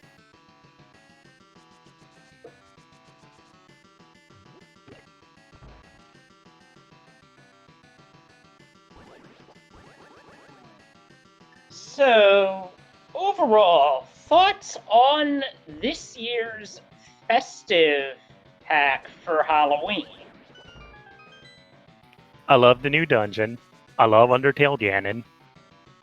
And I like how mean the dungeons were with patching out all the modern glitches.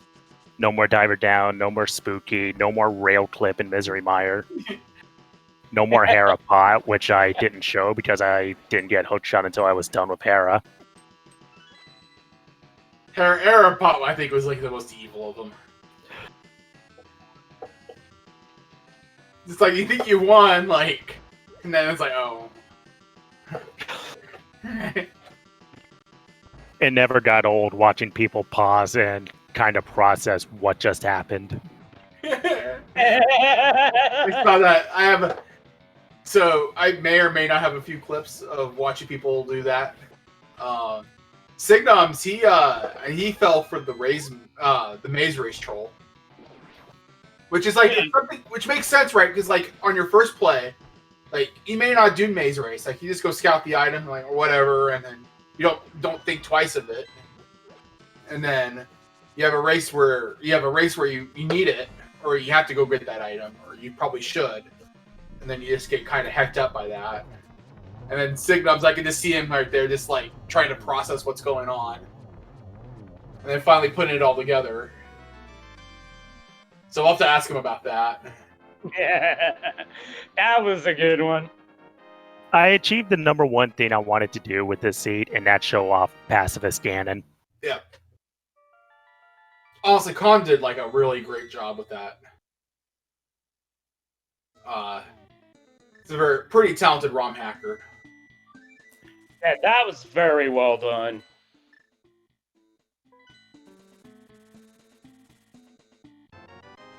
All right, Signum says his brew. Yeah, there's also a bug where you're not gonna encounter it here, but you get the you get a potion while in GT. Apparently, just goes and just overrides. It overrides your brew for whatever reason. Oh, actually, I have a question to ask about Yeah. bugs. What was up with the camera in Swamp and Eastern? It's a feature. Mm. Oh, a feature. Happy accident. I actually don't know because like that may be like a new thing. Oh well. It's whatever, right? Just door rando things. Yeah, that's This is I think like the first. So this will actually be the first thing that uses the door rando code that's on ALTTPR.com. It's kind of cool. Yeah, this was actually my first experience with door rando of any variety. Yeah. Cool concept, I have to admit. You should really play the actual door rando. It's like if you haven't, like anybody that's like in chat right now, like if you haven't played door rando, you should. There's like a basic dungeon shuffle that's what do they call it, like it's the opposite of crossed, but it basically keeps like the rooms within the same dungeon, so it's not nearly as like complex to work with. And it's a good way to get a feel for how door rando works. It's a lot of fun. I recommend that everybody tries it out at least once. As someone who's familiar with door rando, my advice to anyone who wants to try it: pick up your compasses.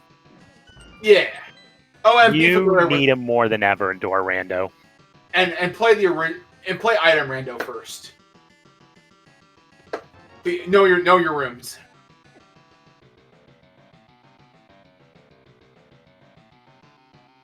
Yeah, know the whole dungeon because something tells me you just might get a room that you normally would not see in a typical rando setting.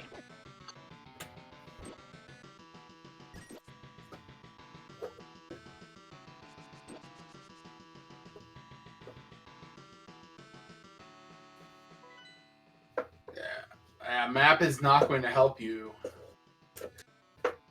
Well, not today, anyway.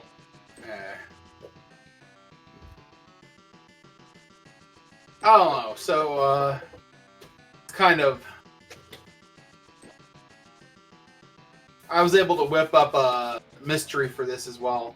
Like all the code is there from like last year, so it wasn't too bad to implement. But it's kind of fun to be able to do these. You have less options to work with, of course, but that's just the nature of how these work. But you can still get a decent amount of variety.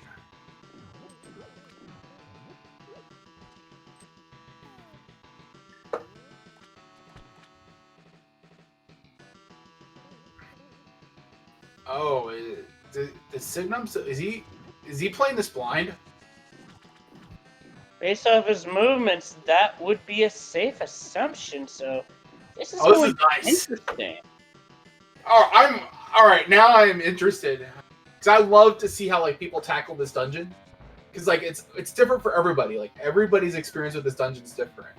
Like different things.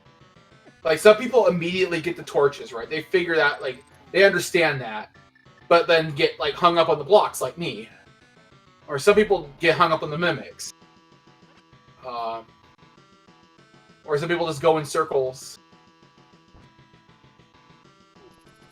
The most common problems I see with people tackling the dungeon for the first time are the torch puzzle and the 4 pressure buttons, thinking they do something. I love those pressure buttons. Yeah, those pressure buttons remind me of a puzzle in another SNES RPG, Illusion of Gaia, where you have to put 3 statues, or you have 3 statues, and the 3 statues go on 1 switch each, and then you step on the 4th switch to make something happen. I mean, you get kind of the same idea here, but not quite. Oh, look, Moldorm's eyeball on the floor. Yeah, I think Signums is probably going to get really confused in this room. So, a fun fact, though, about about floor switches in general and like ROM hacks is that there could only be one floor switch per super tile. So this is actually this is illegal. Like the engine just won't let you do this. Like if you try to do it, you get unexpected results like what you're seeing here.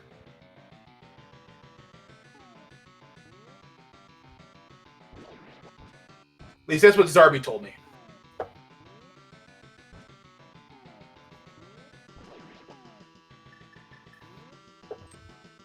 It does not crash the game, uninformed pleb, thankfully. Yeah. Oh, like it doesn't. Yeah, it just behaves weirdly. Like you push down like one of them and you get like that sound that like it's triggered, but you don't really see anything or hear anything.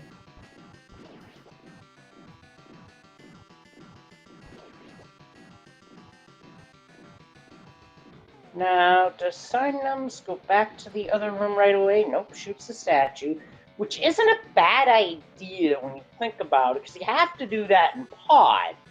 It's just not the answer here. So, like, Signums, yeah, it's going to have to start. So it's going to see a torch there. Probably going to wait out this tile room, because, like, sometimes stuff spawns for tiles. That's just not the case today. There's just, like, a lot of red herrings.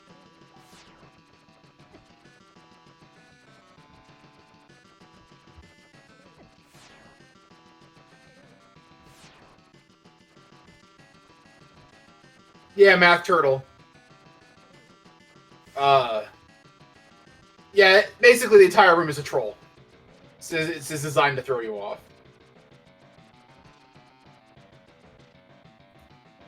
At least with this tile room, wall masters aren't dropping down.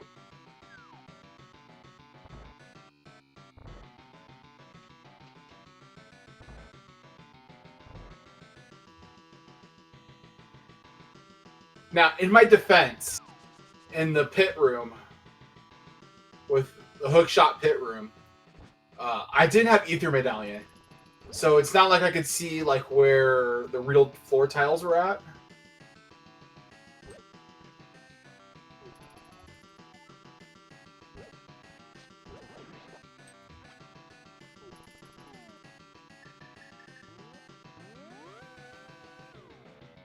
And so far, nobody else has finished, which is really interesting.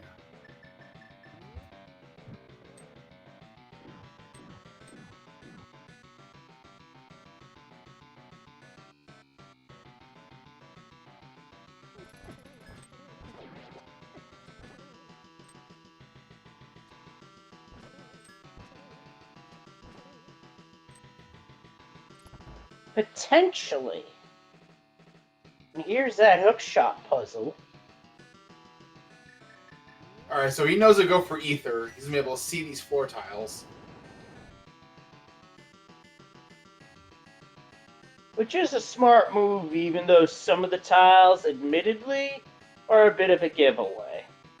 Yeah, he does know that, like, you can't open that key door yet. Still is missing a key. So the way it's actually structured, we have to get the 3 keys. So the website's randomizer, right now we don't have like a proper world graph, the way the logic works for V31. So this is kind of the way it had to be done in order to have it on the website like it is. If we were on the graph-based logic of V32, VTorp would have probably been able to do a lot more here. Because we have had we could have built like a proper graph of this dungeon and then really like crank the randomization up to like 11. Which, admittedly, with how this dungeon's routed, might as well be cranked up to 11. I still think this dungeon was like a good challenge, like to be played blind. Kind of made you check your assumptions in a couple places, which is something I know VTorp is a big fan of making you like rethink the way you think of things. Yeah, this dungeon really forces you to think a about what you're doing, what you gotta do, and then when you get to the end of the game, guess what? You gotta rethink it all over again. Yep, and this dungeon layout is randomized. Well, kind of. So A Link to the Past is a concept of a super tile. So if you think of like one of those rooms, that's a subtile, and a 2x2 grid of those is a super tile. The way the door rando currently works, you have basically you can only shuffle door transitions between full super tiles. So you'll always notice that for example, like when he goes down this room, this is going to be a shuffle. But this room, and then the room, and that door below, and this other door here, those lead to rooms that are on the same super tile. So these will always be the same every playthrough.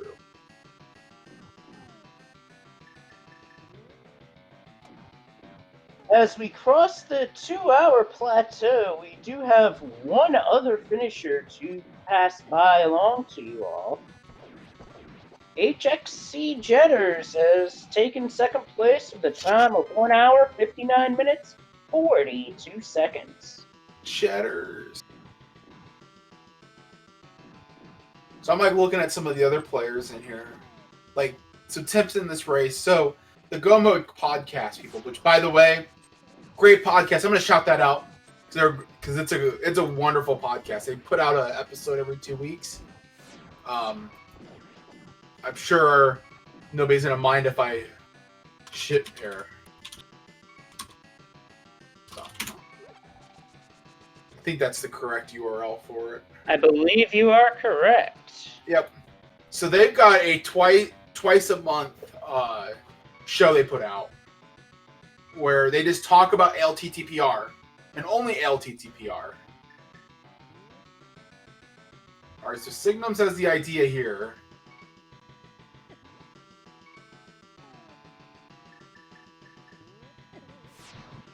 He's gonna.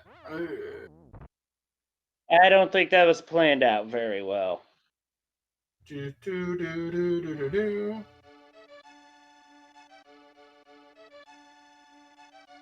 Hi, my name is Fred Burger, and I like nachos and frozen yogurt. Yes! Chicken.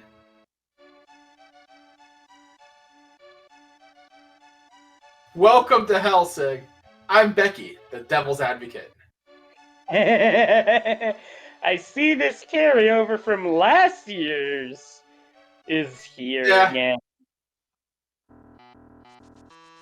Well, I mean, like, we had to bring back some of the favorites. That was a good choice, I have to admit. Okay. Signums, how are you tackling this? So, probably need ether again. You're gonna take a look here. He's gonna see where these tiles are at.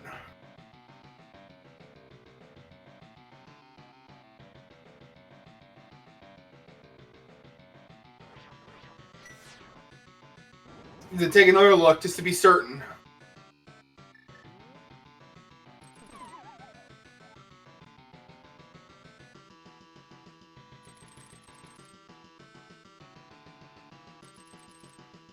Alright. Nope. Yeah. So like I said before, this... Yeah. If you don't know the answer to this can be pretty confusing to deal with. But, yeah, there you go. Well, that's one key part of it. I mean... But... There you go. That's the other key component right there. The hook shot can pass through the bumper. And then, yeah. Oh, by the way, surprise.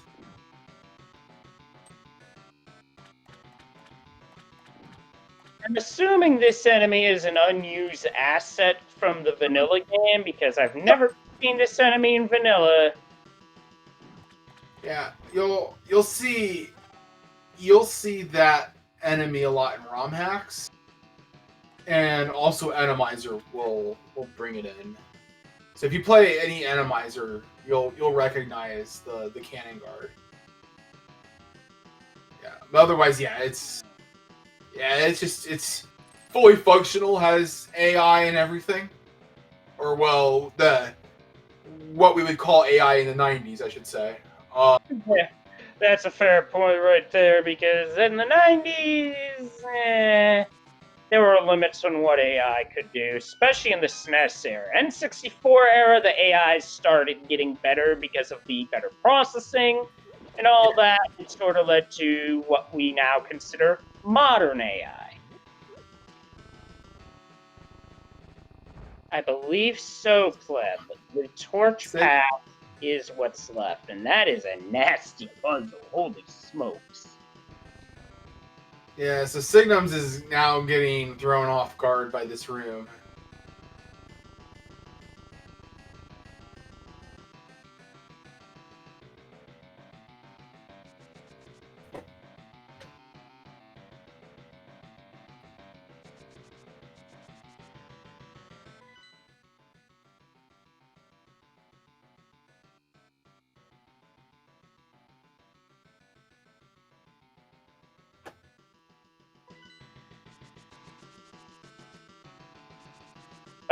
Do you believe he's close? Nope, not that way. Yeah, you did the Igors, it's just the torches now.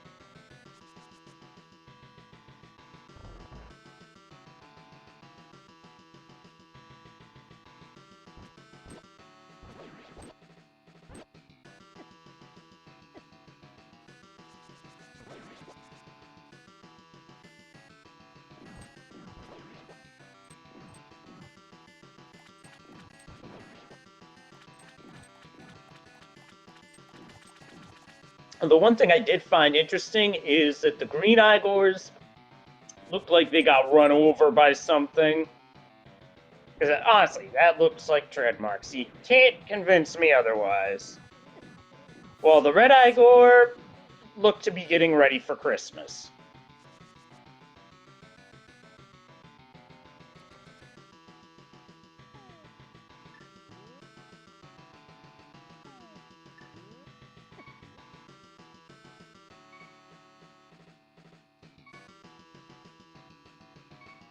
Okay, I think Sig has seen the puzzle in full.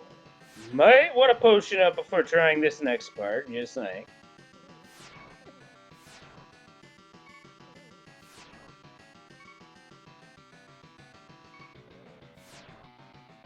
Oh no, waiting for one to go out while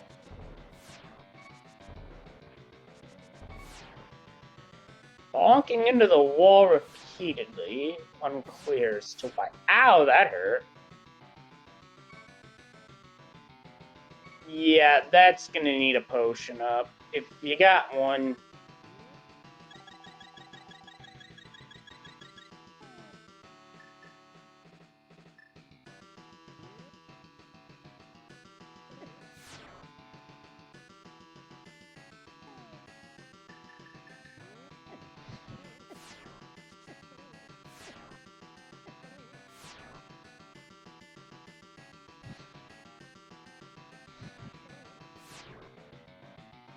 Nothing yet. Just got one more torch. You're very close, Sig.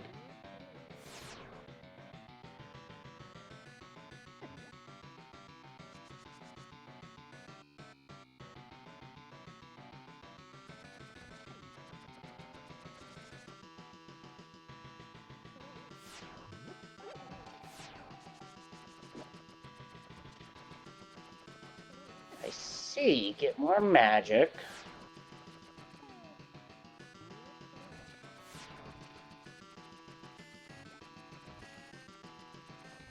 Ah, grab the wall. Smart. So these rooms are different because they changed up the endgame for this year's Festive. This new dungeon is just one such way.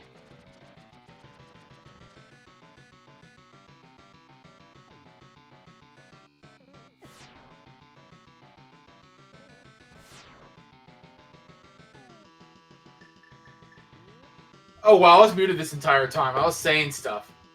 Wow. All right. We've all done that. Heck, I once had an entire seed where I was muted, and I was like, oops. He's got this though. He's figured it out. Just don't die. Solve it, just hang in there. So, I have a question. Would you think that this seed is ALTTPR's most ambitious crossover ever?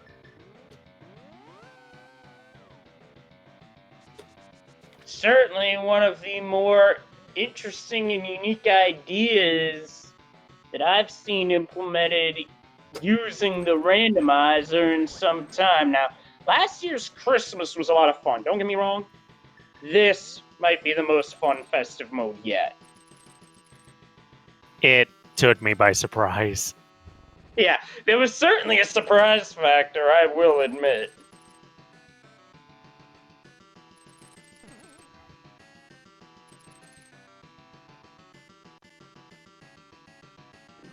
There we go.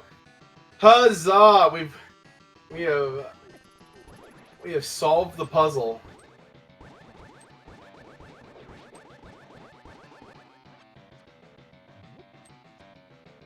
Should take into account last year's Halloween. Yeah, that was pretty ambitious too. I would say this one ups it though. Yeah.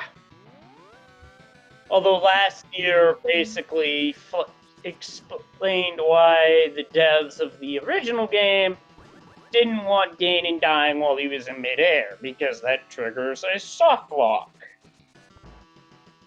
It's a feature.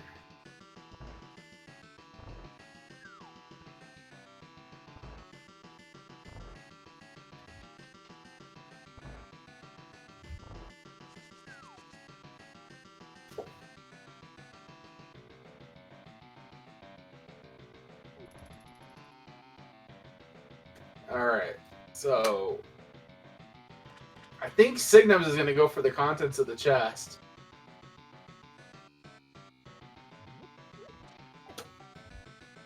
Which, with it being Key Sanity, the map being shuffled, could also be something else. Yeah, probably.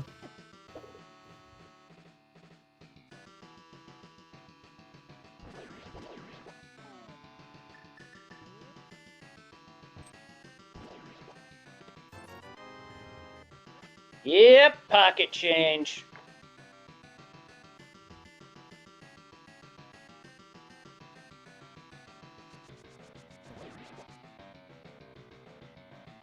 And while that was going on, we just had our third place finisher across the finish line, Fred, aka Durf, taking third with a time of 2 hours, 12 minutes, 2 seconds.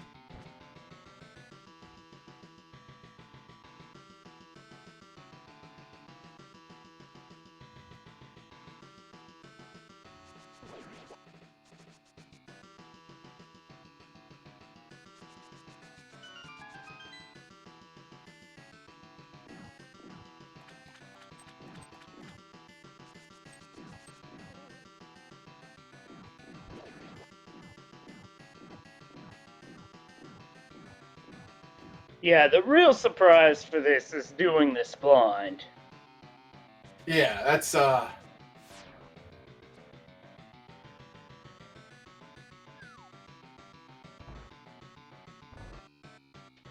Yes.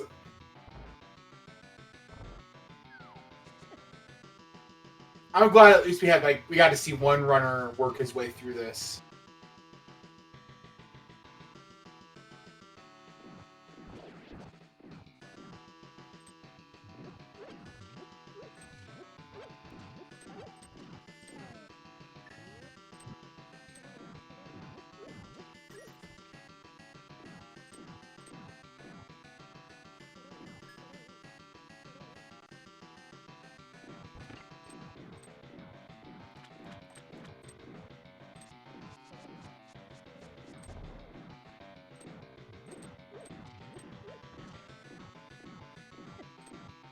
Oh, absolutely, and that's part of the fun here.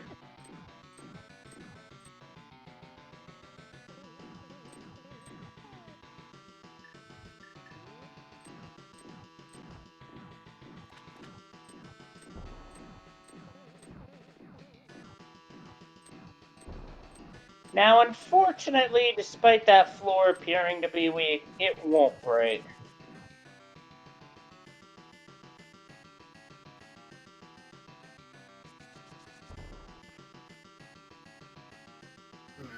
Didn't he see the key door? I think he did, but he might have forgotten where it was. Which is possible when doing a blind dungeon. You can easily detail like that. Oh, well, that's interesting. Yeah, I just kind of clicked in the terrain a little bit.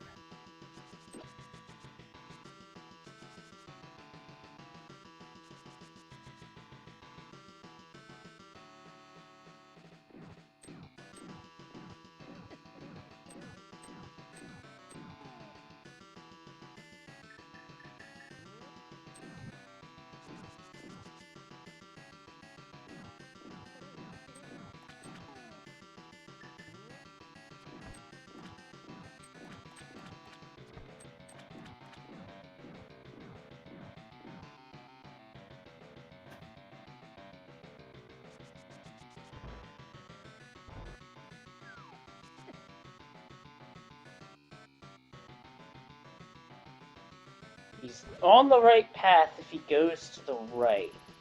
No pun intended. This time. Check that out. Yeah. Except he's got to flip the switch.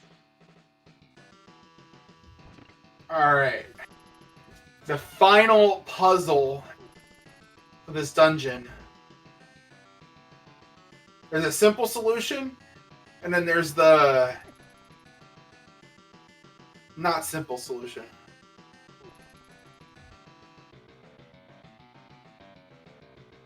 Yeah, there's a way to cheese it, which we saw earlier, and there's a way to, That's way that's more actually or less intended.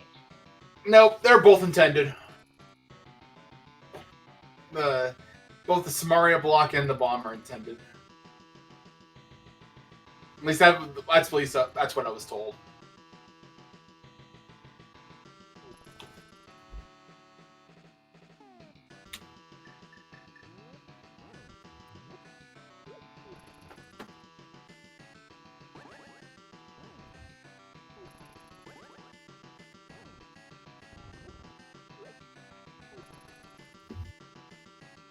Yeah, this is definitely.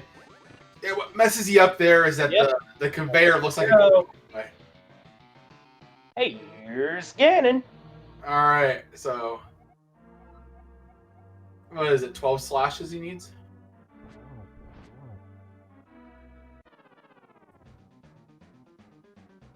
And now he's realizing what's going on.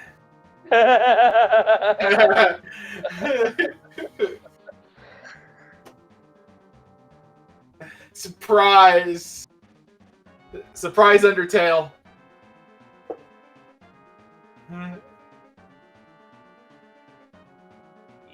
Yep. So what you sign up for?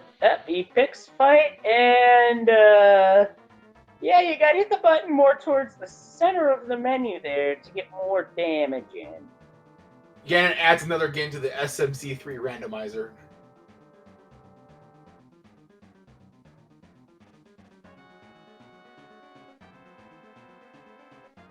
Now, those who haven't played Undertale, or even might get thrown off by this. But if you're familiar with it, not so bad.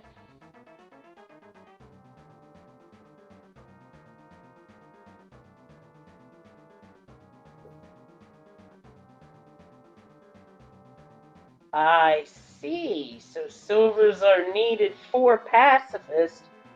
Otherwise, I like this one. Running out of ideas for messages.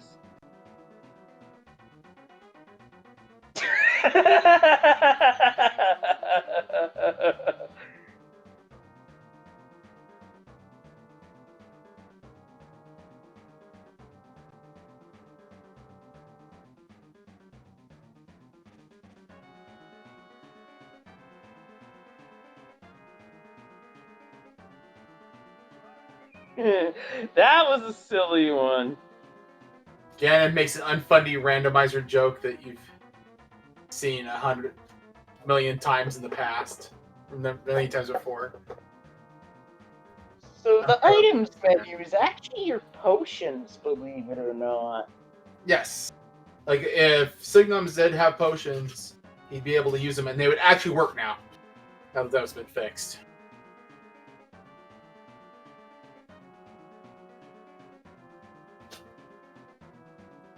There we go. Got a 17.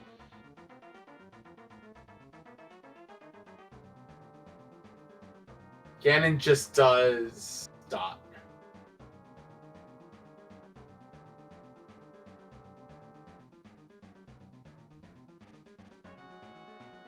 And one thing I've noticed is that it's at this point of the game where the sword that you have really doesn't matter compared to the usual Ganon fight where Master you'd have to do Ganon, scans and all that other stuff.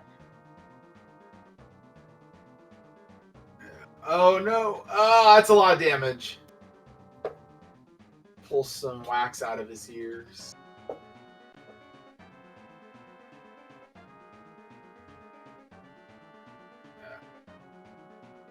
Yeah, this is not looking good.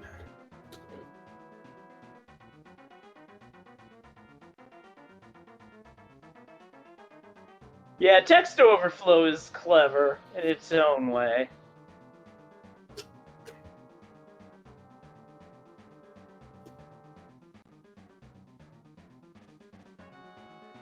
And yeah. The good news is that you're gonna respawn in a pretty convenient place. Bad news is they have to go here first. Or good news. I don't know which. Yep.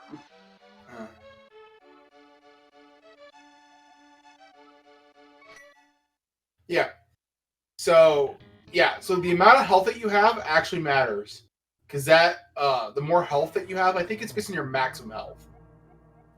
That's the amount of health you get during the fight.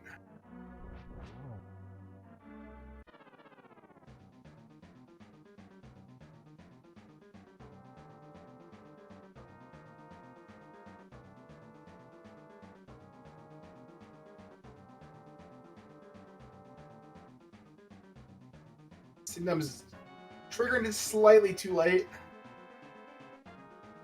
Yeah, the trigger for that you want to be more towards the middle. Oh my goodness, Sans fan fiction. Oh my goodness. Oh, gosh, I'm pretty sure somebody has written that somewhere on. It's the internet. Somebody must have. Yeah, or we'll continue on here.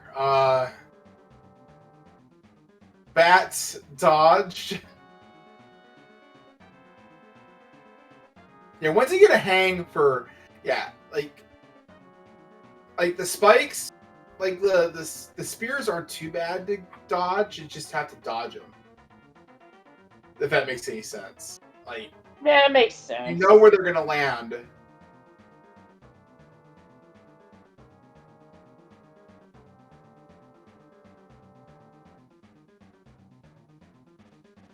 Oh no.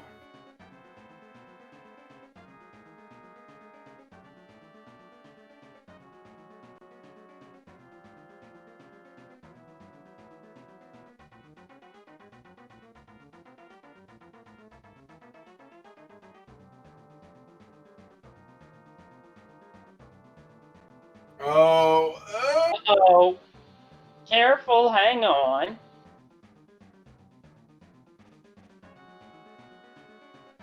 Drink blue potion. Yeah, the potions. Oh, good. The potions actually work now. All right.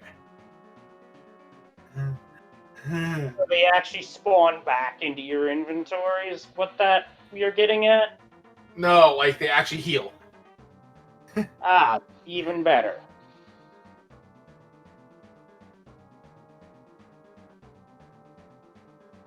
Oh, do they spawn back in your inventory? I didn't even notice that. That sounds like a bug we should fix. Or a feature.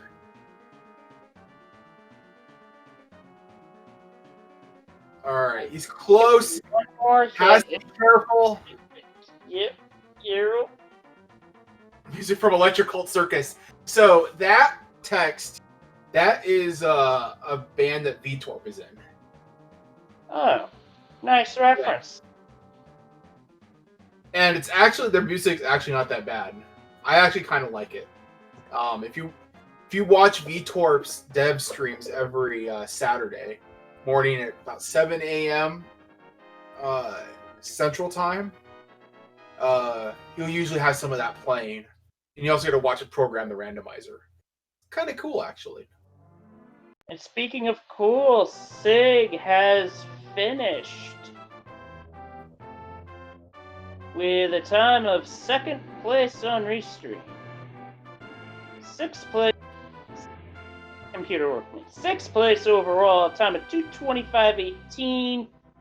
4th place was Timp at 2:18:11. Professor Pixie at 2:23:30.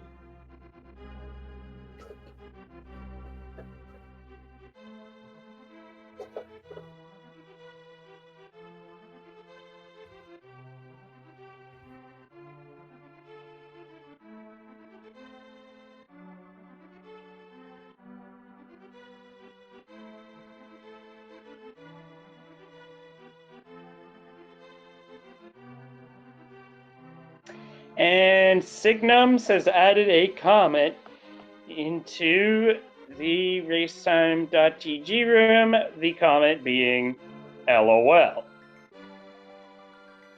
I would probably react the same. Let's see if we get Signums in here.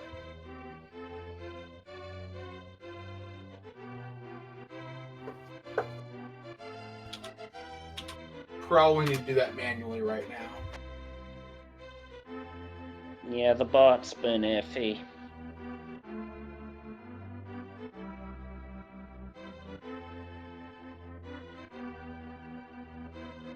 And we're joined by Signums. Hello. Hello. Hey, So, nobody expects the Undertale. Yeah, I had no idea they were going to change GT that much. Like, you probably had some suspicion that there's something weird with GT, probably since you didn't get any keys or anything. Well, I think we got one. Did we get one in the overworld? You didn't. No, all the keys were inside GT. You may have found them Okay. back in Overworld. Okay, maybe that's what it was. Not that that helps any. Yeah. Yeah, that was interesting.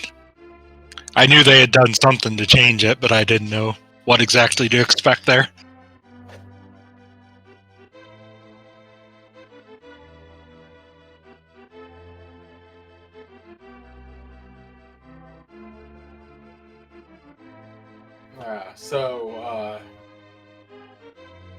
Yeah, we were actually.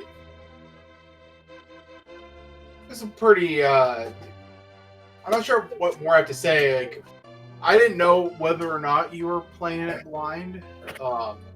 Like, the only real hint that I had probably early on was you getting trolled but in the maze race. Yeah, I hadn't played the Festive one before yet, so that was my first time trying it. I didn't even know we were getting one for Halloween until like yesterday. So. Oh no, we try to pretend that they're not happening until they do. Most people see right through it, but No, that was a lot of fun. That was like, yeah, it's like, wait a second. Nobody, who took away my exit for the race game? That was unexpected. I also liked all the little blocks they put in. Like, was the screen supposed to glitch out like that in Eastern and Yep. We were aware of that feature, and my information I have here is that we're going to go ahead and remove that feature from the game. That was just interesting. It was a little weird the first time, like, was it in Swamp?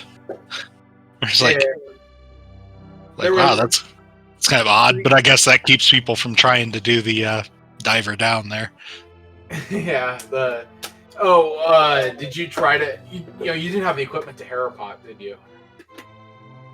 No, I didn't. I didn't have the hook shot in there. You should try it at some point. I haven't even sat down to learn that one. Yeah. I probably should. But... I'll just say that you can Harapot, but it's not going to get you very far. I have a feeling after you blocked all the other, a lot of the other glitches that have been allowed lately. Yeah, it was like the thing for the festive. You gotta mess with some of the dungeons. Yeah.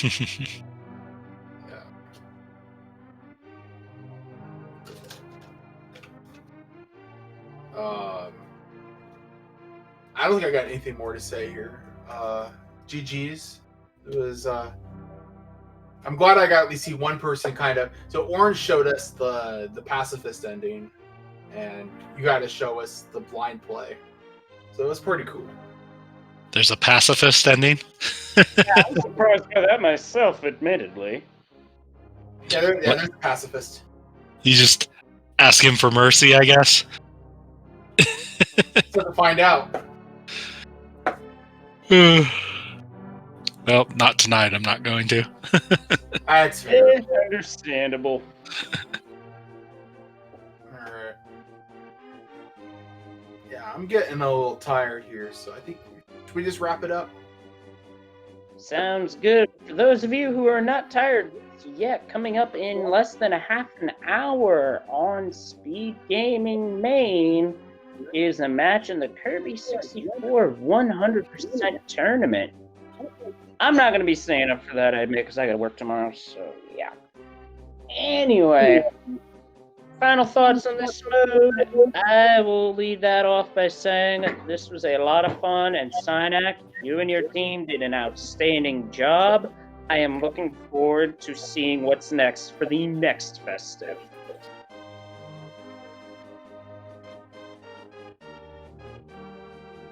Sounds good.